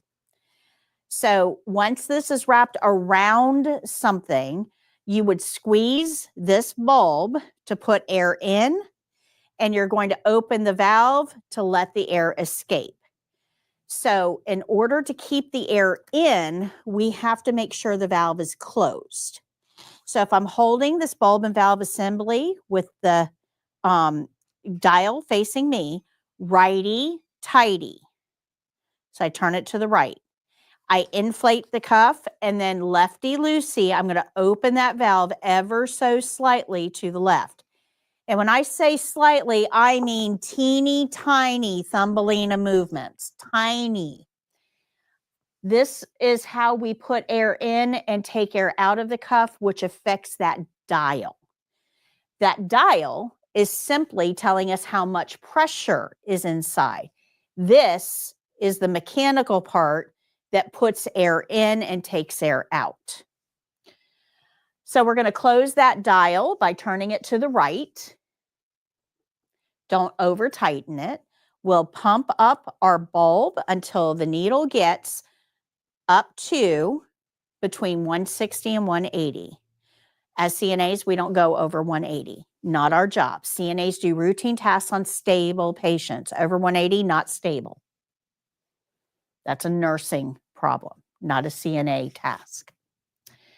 So we'll stop pumping when the needle on the gauge reaches somewhere between 160 and 180. And then we're going to use that little dial and slowly open it. But let me show you what's happening inside the body when we're doing this. Sorry to interrupt. I had a quick question. There's one on the TV there for you. Do you have a video on how to use these for practice? No, actually, Pilar, I don't. This is the one video I don't have right now on my channel because there's so many steps to this that I really need you to basically see it on the live or the replay where you get the whole story, not just the skill itself. I have 2 more. Thank you for responding. I have an exam this Friday. I already wrote New York January this year and found out I could not apply for reciprocity as they now need 3 years work experience from. Oh, that's interesting. That's a new rule I didn't know. Your videos have been very helpful. Thank you. Well, thank you. I appreciate that. Okay, awesome. So let me explain to you what's happening on the inside of the body when we're doing this. So we have an artery that's running down. That's the one you actually felt. We have several arteries, but this is the main one. This is called the brachial artery. And it's in your upper arm, and then at the elbow, it kind of bifurcates. It kind of goes down into multiple. But this brachial artery is what we're using to measure the blood pressure. So when we put the cuff on, it's going to, because we're putting it on snug, it exerts a little bit of pressure, but it doesn't really do much to the artery. You know, it's not compressing the artery at all because the artery is deep. But when we start to inflate that cuff and we get that needle up to somewhere between 160 and 180, this is what it looks like inside your body. That cuff is pushing inward pressure that pushes your muscles and your tendons closed. It compresses them. And when it does that, it actually puts pressure on the artery itself and closes it off like a straw. You can do the same thing with a straw. If you take your fingers and you pinch a straw, that's what's happening here. Your fingers are the muscles that are pinching the straw. These are the muscles that are pinching the artery. Good? So we close off that artery. And when we close off that artery, no blood is getting through, but we still have a heart that's still beating. So these waves are created by the heart, and they just pile up. They're just sitting there like at a toll booth waiting to go through. No blood is coming down right now. We've compressed the artery. But the waves are at the top just waiting to go through. So as we deflate, as we unwind that dial and deflate, so our needle starts to move down, that pressure is going to gradually open, and eventually these waves are going to be able to go through the artery because now it's opening a little bit. So those waves that were sitting there just waiting are starting to move through the artery. And we are listening at the bottom of the cuff. So we're not going to hear anything at first because those waves are still way up there, just hanging out, waiting. But as soon as that artery gets big enough and the waves start to move through, we're actually going to hear that wave, that first one, hit the top of an artery as it moves under our stethoscope. And it makes a thunk sound because the artery is still somewhat compressed. It hits the top of an artery and makes a thunk sound. Now, where we hear that first thunk sound is our top number. Now, if the artery was wide enough for the first wave to make it through, other waves are going to follow. So thunk, thunk, thunk, thunk, thunk, thunk, thunk, thunk. We're going to hear them. We don't care about any of those, though. Those are not important. We're listening for the first. Wherever the needle is, when we hear that first thunk is our top number of our blood pressure. We're going to hear more thunks. We don't care about those. We're listening for the last clear thump. Now, when we hear the last clear thump and there's no more thumps after that, that tells us that after that point, the artery was wide open, so big that the waves couldn't hit the top of the artery anymore. No thunk sounds because the artery is big and the waves moving through it aren't hitting the top of the artery. Good? So where we hear the last thunk, where the needle is when we hear that last thunk is our bottom number. That's what's happening inside the body. We're compressing an artery. We're listening for the first wave to come through. That tells us it's open enough for that first wave. And we're listening for the last wave. That means it's wide open after that point and doesn't make any more thunk sounds. Questions? I have just a Sure. quick question. When we do the blood pressure, I noticed that I've heard two different things. Some people say that you need to take it on the bare skin, and then I've heard other people say, well, if you have like a thin sweater or clothing, you can take it that way. It's a great question. Ideally, we should be on bare skin. Ideally. That doesn't mean you can't take it over a thin shirt or, clothing. The problem is that if you have clothing over where you're trying to listen, it's like putting a towel over a speaker. You're not going to hear as effectively, which means it may be hard to hear where the thumps start or where they end. And remember, it's all about what we hear. So if you've added an extra layer to listen through, you're probably not going to be all that accurate. Now, if we have clothing under the cuff itself, not where we're listening is skin, and under the cuff itself, as long as it's thin, it's just another layer of compression, not a really big deal. But if it's thicker, it actually can keep that cuff from applying consistent pressure to all areas at the same time, which could effectively affect our reading. So in a perfect world, bare skin. If we can't achieve that, something thin under the cuff is okay, but make sure you're not trying to listen through another layer. Does that make sense? Good? Okay. So where the needle is when we hear our last thump is our bottom number. So if we heard the first thump here and we heard the last thump here, this is 118 and this is 78. So our blood pressure would be 118 over 78. That's how we report blood pressures. The big number, and then we say over the small number. We wouldn't want to say 118 and 78. It's 118 over 78. That's how we report blood pressures because it's actually a ratio. So we keep deflating until that needle reaches 0. Even though we heard the last thump here, we can't be 100% sure that there's no more unless we're listening to hear if there's any more. Once you inflate it and you reach the 180, you said you have to turn it to let the air out. Do you just turn it We're gonna do that together in just a second. Yeah, that's why you've got the cans in front of you. We're gonna actually practice that part.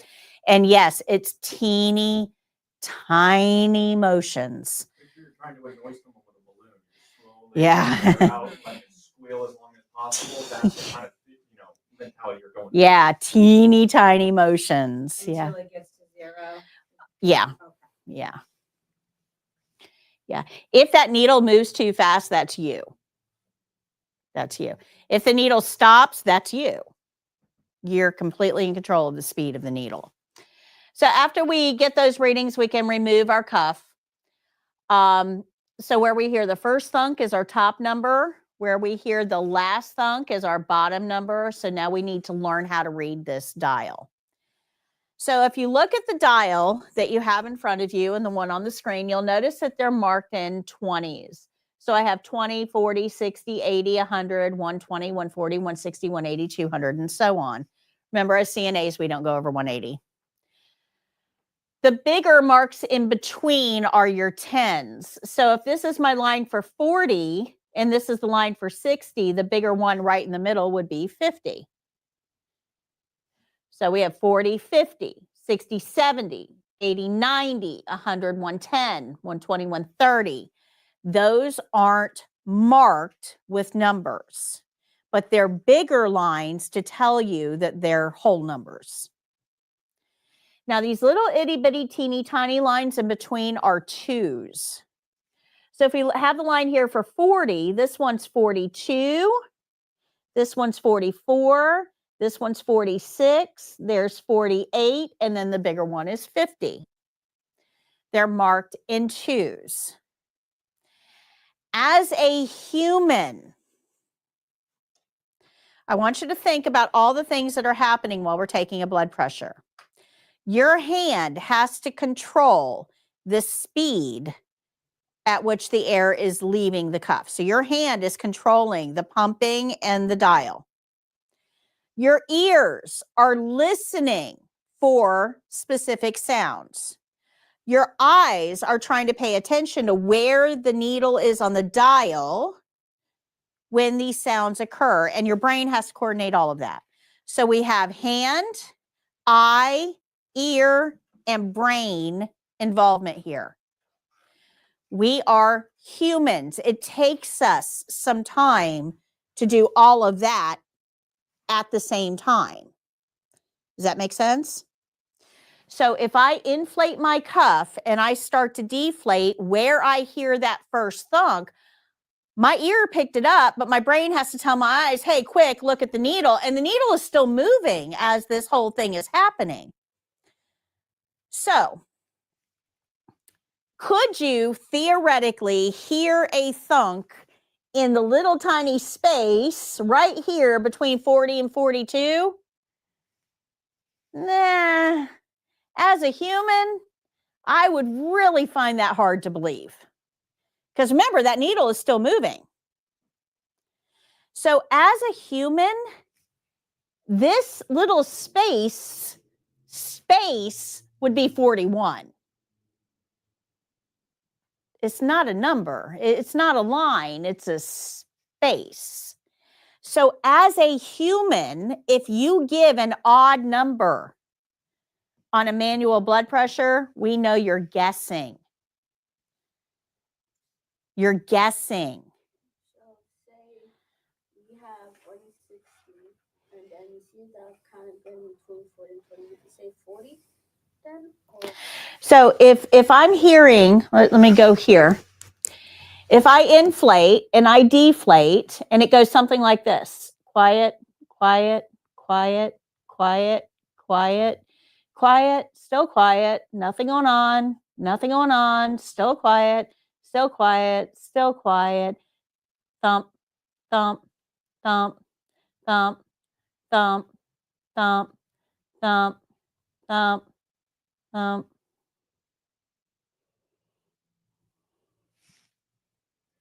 That's how a blood pressure sounds. You see how that needle is moving the whole time, right?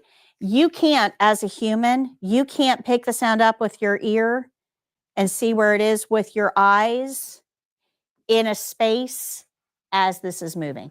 So you would say, okay, we're going to inflate. We're deflating. Quiet, quiet, quiet, quiet, quiet, quiet, quiet, quiet, thump. That's 108. Thump, thump, thump, thump, thump, thump, thump, thump. That last one was 66. So this is why the needle has to move pretty slow, because you guys are new and slow. There's a whole lot up here happening at one time. So the needle needs to move slow. Have you ever had your blood pressure taken where they inflate it and then it goes, woo, all the way down, and they say, oh yeah, your blood pressure is 112/60? Yeah, they did not take your blood pressure. They did not. You have to be able to process what you see, what you hear, and what you're doing all at the same time And I don't care how good you are, if that needle's going, woo, yeah, you did not get the blood pressure. I've been doing this 35 years. I can't even get a blood pressure that quick.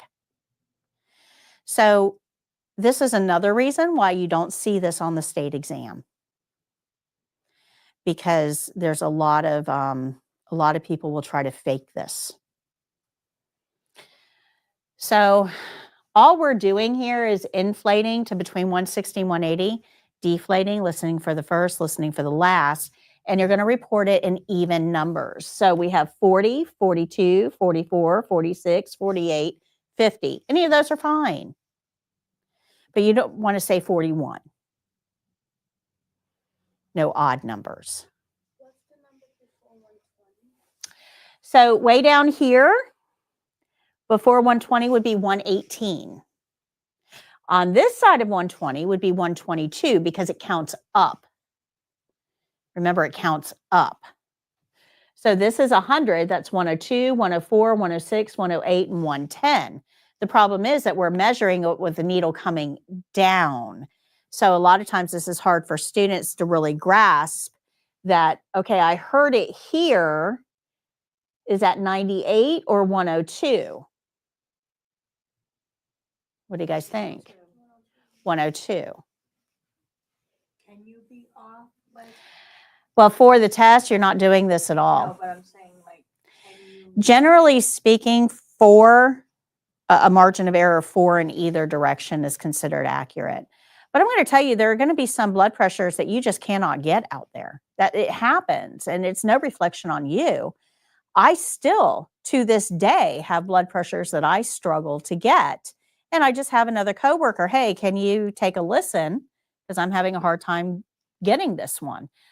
Some thunk sounds are very faint. Here's a tip, though.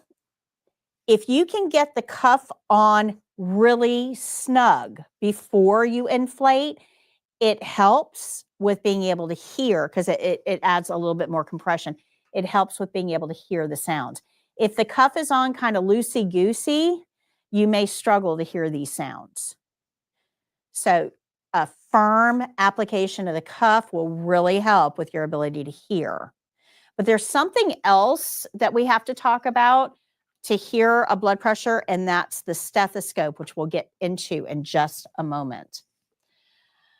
So the large lines represent 10, small lines represent 2. You want to inflate, deflate, listen for the first thunk and the last thunk, deflate to 0, and then document. So you actually have this gauge on the bottom of page, is it 56 that we're on? So you actually have that. That'll show you how the numbers work. But let's get into our stethoscope, because believe it or not, this is the one piece of equipment that will actually keep you from hearing a good blood pressure. And there's a couple of different adjustments we need to make to our stethoscopes to make sure they work properly. So the first is that stethoscopes have this head on it. If it's flat, it's called a diaphragm. If it's cupped, it's called a bell. Doesn't matter. We don't use this side. Don't use this side.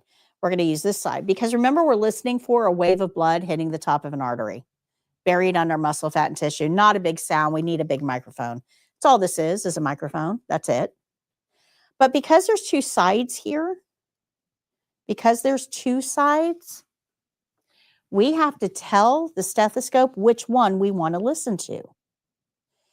So we don't want, if I've got this here, I don't want this to amplify all of this, because it's going to basically obliterate what I'm trying to hear. So this whole head of the stethoscope, it doesn't matter whether it looks like this, or what you guys have there. The head of the stethoscope turns. The whole head turns. Yep, not the whole head. There you go. Yep. Now, there is a little dot. If you've got one double tube that looks like this, there's a little dot. If you've got a single tube, there's still a little dot. You want the dot to face the same side as your diaphragm. Okay, good.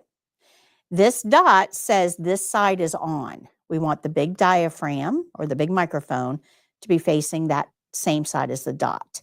That means that this side will not be amplified. I'm not amplifying the AC or people jiggling or anything else, just this. So make sure your dot and your diaphragm are facing the same direction. Now, these are your ear tips, and this is the most critical part of blood pressure. Your ear canals are not straight in. Your ear canals, they're not straight at all, actually.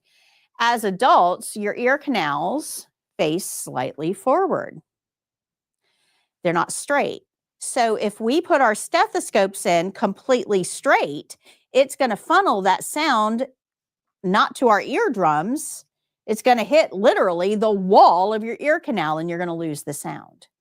So when we put stethoscopes in, they have to face the same direction as our ear canals so we can funnel the sound to our eardrum. So when we put these in, they face away from us, not toward us. If your stethoscope, if your ear tips are straight like this, if they're straight, we're going to turn them slightly forward. Doesn't have to be a lot, but slightly forward. And then we're going to put them in so the ear tips face away from us. Now, when you get your ear tips in so they face away from you, tap your diaphragm. Nope, turn the whole thing around. No, yeah, you don't have to just flip the whole thing. Oops. Okay. So let me see yours. Yep, that's right. So hold on one second. Okay, put those in and tap your diaphragm. Let me adjust yours.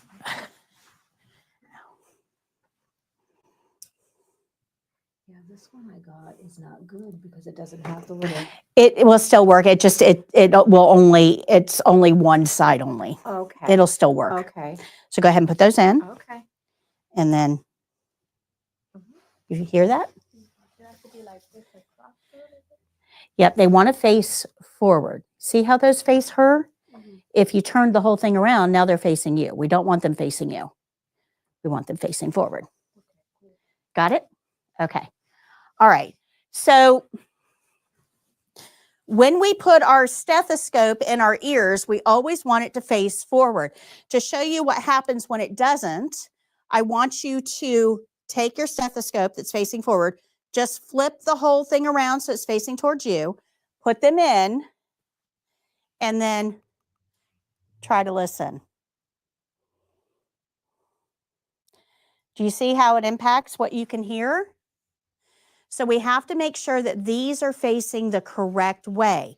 Remember, we're trying to hear a wave of blood hitting the top of an artery. This is not a big sound. We need the best microphone positioned the right way in order to make this work. Good?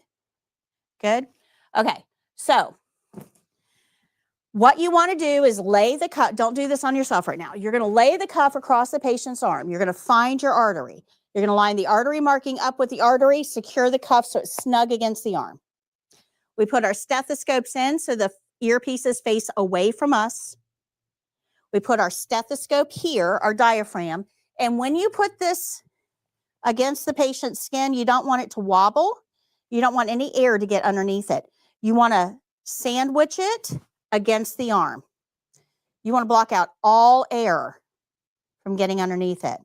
We inflate the cuff with our bulb and valve assembly to 160 to 180. We deflate the cuff slowly, and we listen for thumps. Where we hear the first thump, top number. Where we hear the last thump, bottom number. And then we take the cuff off. It really is that simple. Okay, good. Questions?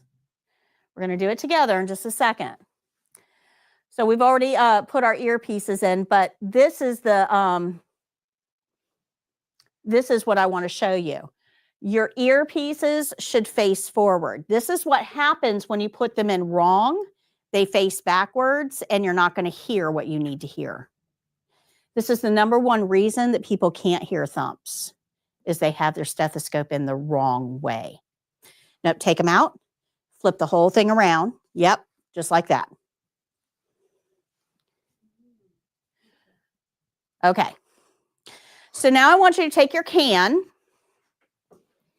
You have a can in front of you. Oh, Jake, you're going to have to get one for me. I can't reach down there today. Thank you. Okay. So we're going to take our cuff. Whoops. You're going to put it on your can and wrap it around and secure it so that it's snug against the can. You want it snug against the I can. feel like there's air in here, so I have to let it out. Yeah, so turn your dial counterclockwise until it's open.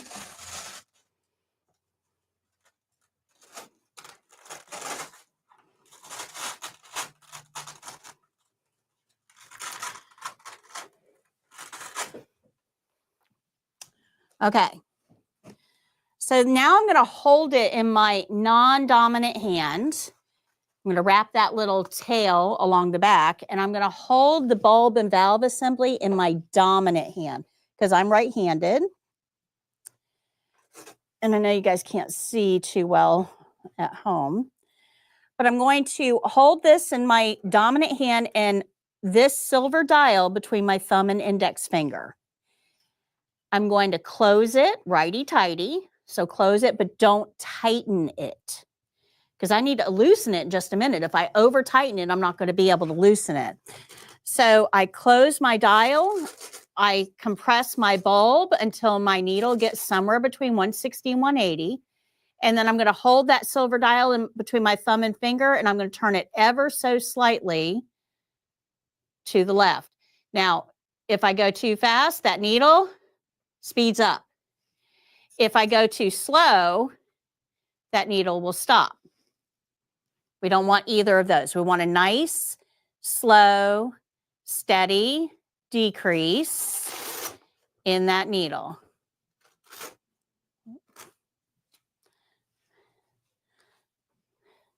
Trying to hold it up here so I have no control. It should look something like this. You guys see that? Should look like a second hand going in reverse. Now, as it goes down, it's going to slow down and eventually stop. So I have to open it a little more. As it slows down, I open it a little more. As it slows down, I open it a little more, a little more, a little more, a little more, all the way to 0. Go ahead and give it a couple of tries.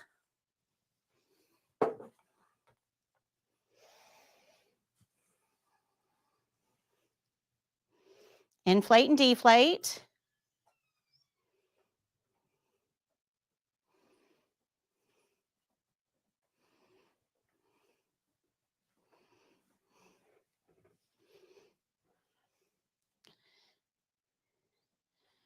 Once you have the hang of it, take your cuffs off of your cans.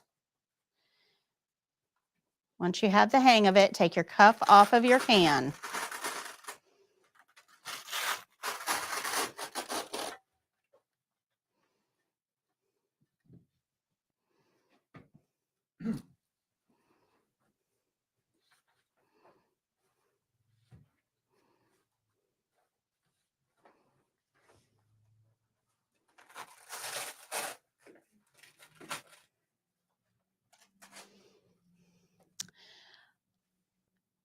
Okay, so I'm going to do a complete blood pressure so you guys can see how it's done. And then you guys are going to practice on each other. You're not going to get it today. You will not be accurate today. It takes about 45 blood pressures before you start to get accurate. So I will not check your readings today. You're not quite there yet, but you do need to practice to get there. Okay. So, oh, Jake, come on over. You take your jacket off, please.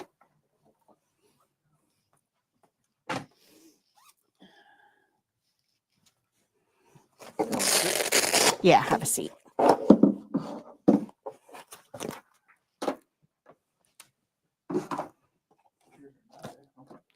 No, not for long periods. No. Okay, so when we take a blood pressure, you always want the arm supported. If we have a choice, left arm is best. If you don't have a choice, let's say the patient has a shunt or graft because they're undergoing dialysis, or maybe they have a stroke that the left side is affected, or maybe they had a mastectomy or a breast removal and that side was affected, you want to use the healthiest arm the patient has. If it's not an issue, left arm is best. That way everything is uniform, because there is a small blood pressure difference between the left and the right, generally. Patients should be sitting with their arms supported and their feet flat on the floor. So I'm going to lay this on the upper arm, but not fasten it yet. I want to find the artery. His is right there.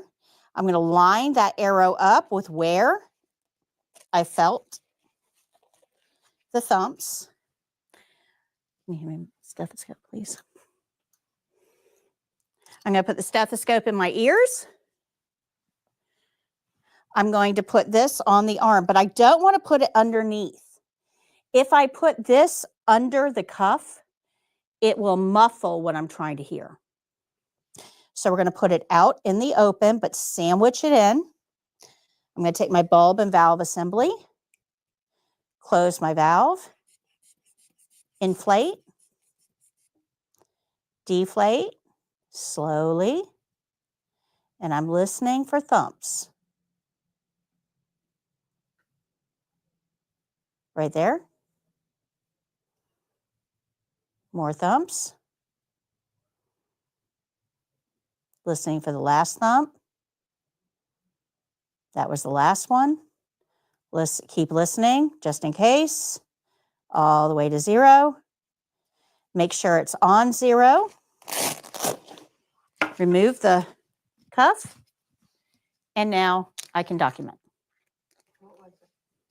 116/68 was his, which is in normal range. Remember, 100 to 119 is normal for the top.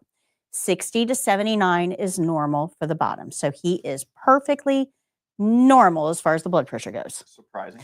As far as the blood pressure goes. All right. Any questions on how to take a blood pressure? All right. I want you guys to take each other's blood pressure and then switch so that you're taking at least 2 blood pressures before you leave today on 2 different people.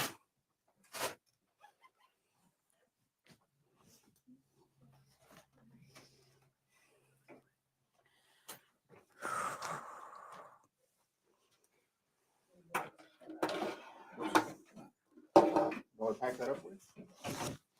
Sure.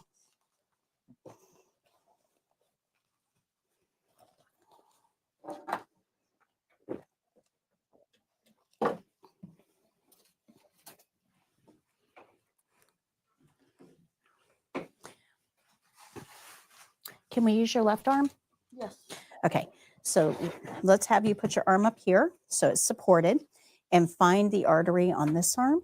Okay, it's right there.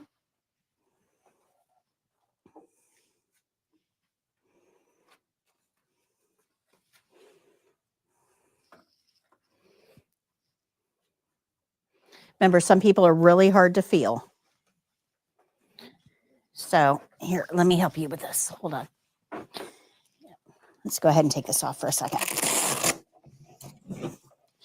So we always want this on the cuff. Okay. You don't want it off of the cuff, because if it's off the cuff, then it can injure her. Okay. So just hanging there isn't enough. We'll make sure all the air is out. I'm going to lay this on her arm, find her artery. Her artery's right there, so we'll line that arrow up. And then we want to make sure this is nice and snug against her arm. There we go.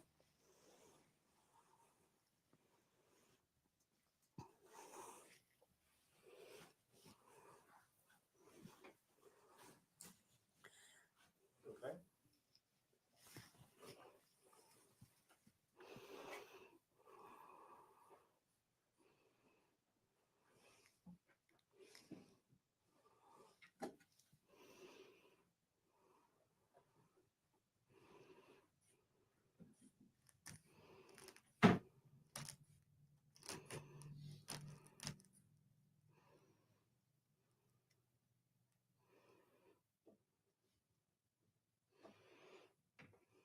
I'm 20/76. Did you hear thumps? Good. Do you want to check it? No, I'm not going to check you today. Oh, yeah.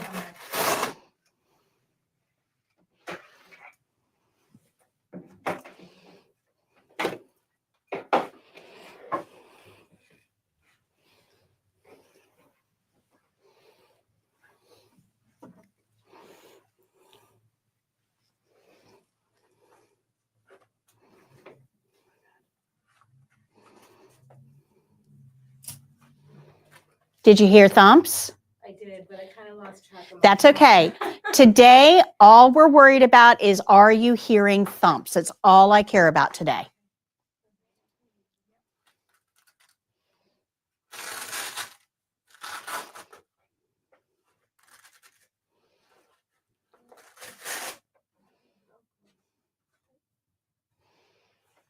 Turn your stethoscope around.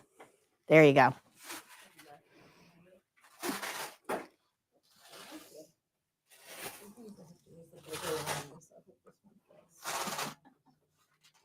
Me too.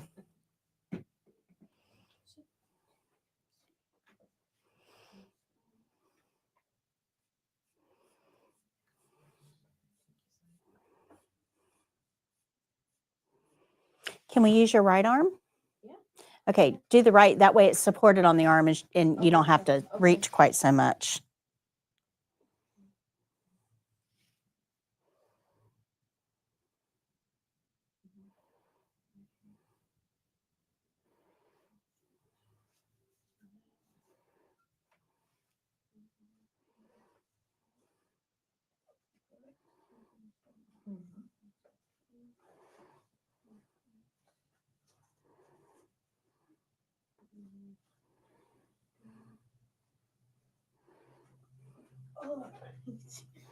It's easier to do when you stand up.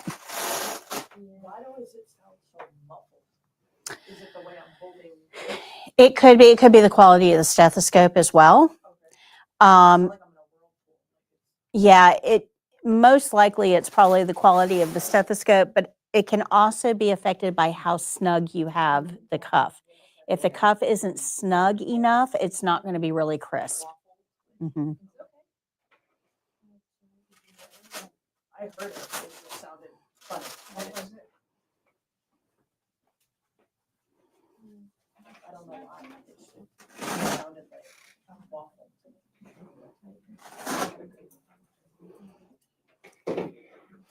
And when they're done, you can switch partners.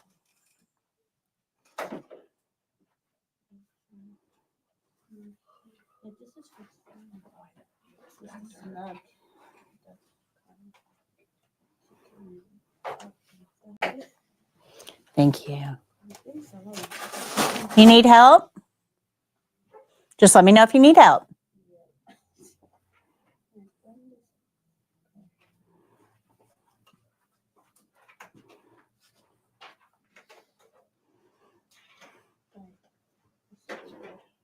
Good. Very good job.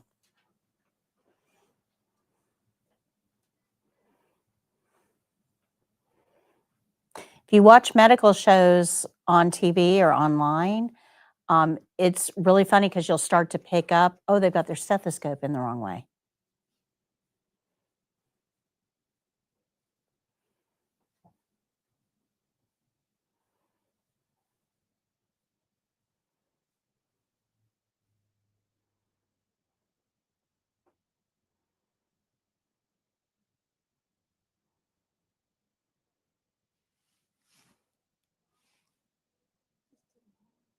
Keep listening. Just keep listening. Keep listening.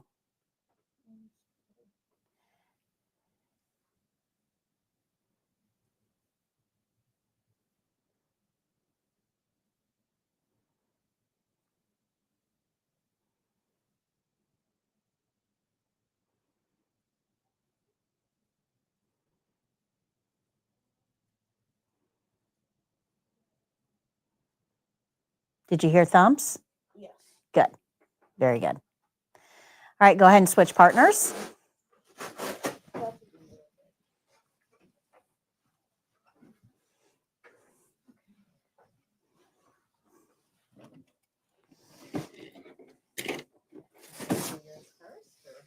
I can do yours first, okay.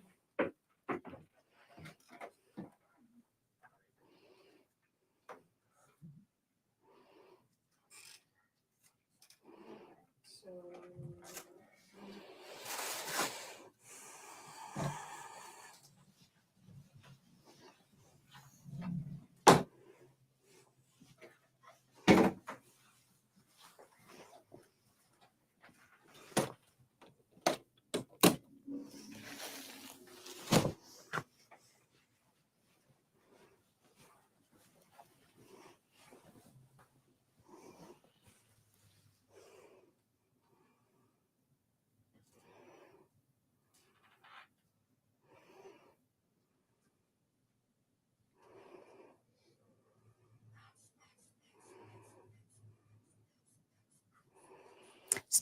Turn your stethoscope around.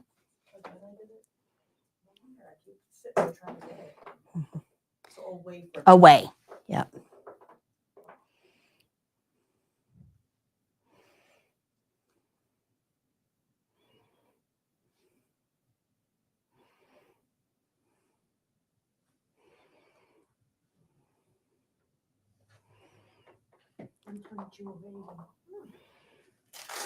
Good. So you're hearing the thumps. Good.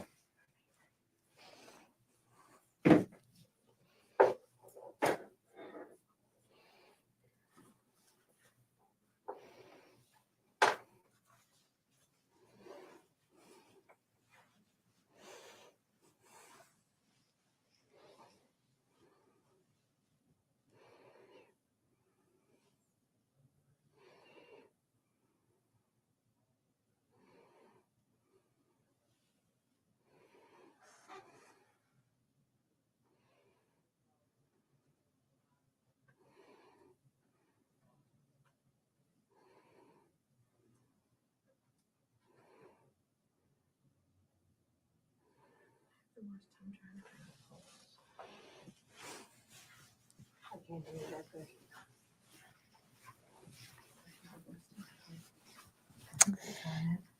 So when you're doing this, Uh-huh.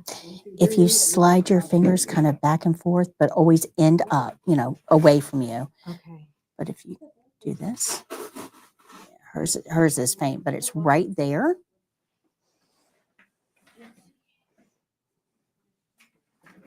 Yeah. Okay.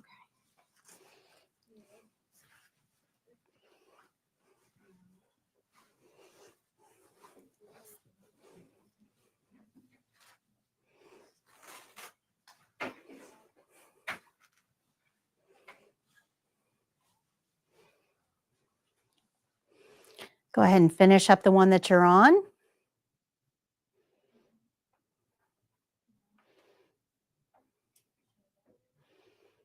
I hope those of you joining us virtually are able to practice this as well.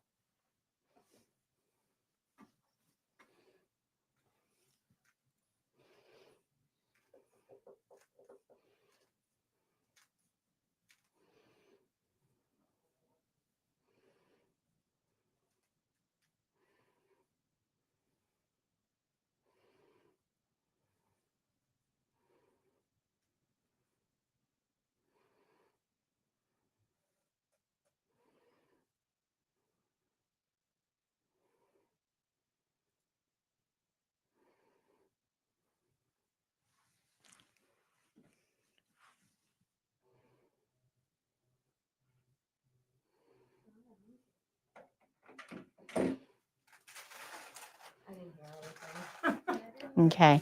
Some people are a little harder to hear than others. Practice. That's, From my son, I guess. yeah, that is actually a very valid point. Okay. When we're taking the blood pressure, we kind of have this preconceived idea that we should hear thumps at some point. Remember, if your patient has lower blood pressure, you're not going to hear anything until under 100. There's a whole lot of quiet there. And your brain can play tricks on you and make you think, oh my gosh, I didn't hear anything, and you give up too early. Remember, lower is better. Lower is better. So if we don't hear any thumps until 100, it's still normal. 100 to 119 is still normal. So try to get rid of your preconceived ideas. Just inflate, deflate, and listen. Okay, make sense? We talk ourselves out of a lot of blood pressures. All right, so anybody have any final questions for me today? We covered a lot of information, and this is a big skill. But please remember that this is not tested on the state exam. You're not going to have to demonstrate this. You do have to know what normal values are, but you don't have to demonstrate this skill.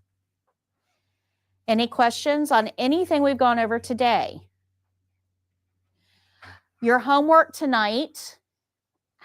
Let me get here. Okay, your homework tonight is, well, let me go back a page. Hold on. If you go to page 57, this gray box, if you can answer these questions by reading the lesson on page 56 and 57, it'll tell you that you have the knowledge that you need for the written test. So on page 57, where it talks about blood pressure, try to do those questions in the gray box, and that will help you understand if you've got the instruction that you need. Yep, 56 and 57. So tonight you only have one chapter of homework, chapter 4. I think chapter 4 is needlessly complex. I don't think that it does a good service to you. I don't want you to stress out over chapter 4. What I want you to get, hey, come on.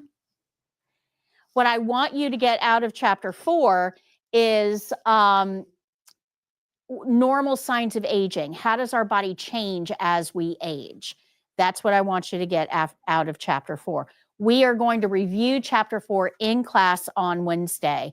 For those of you joining us virtually, Wednesday, I will not have Jake as my assistant. So if you leave comments, please give me a little bit of time to be able to see them, because when I'm teaching, it's hard for me to pay attention to comments as they're coming through as well. So I might be a little delayed on Wednesday, but we'll still get to your questions.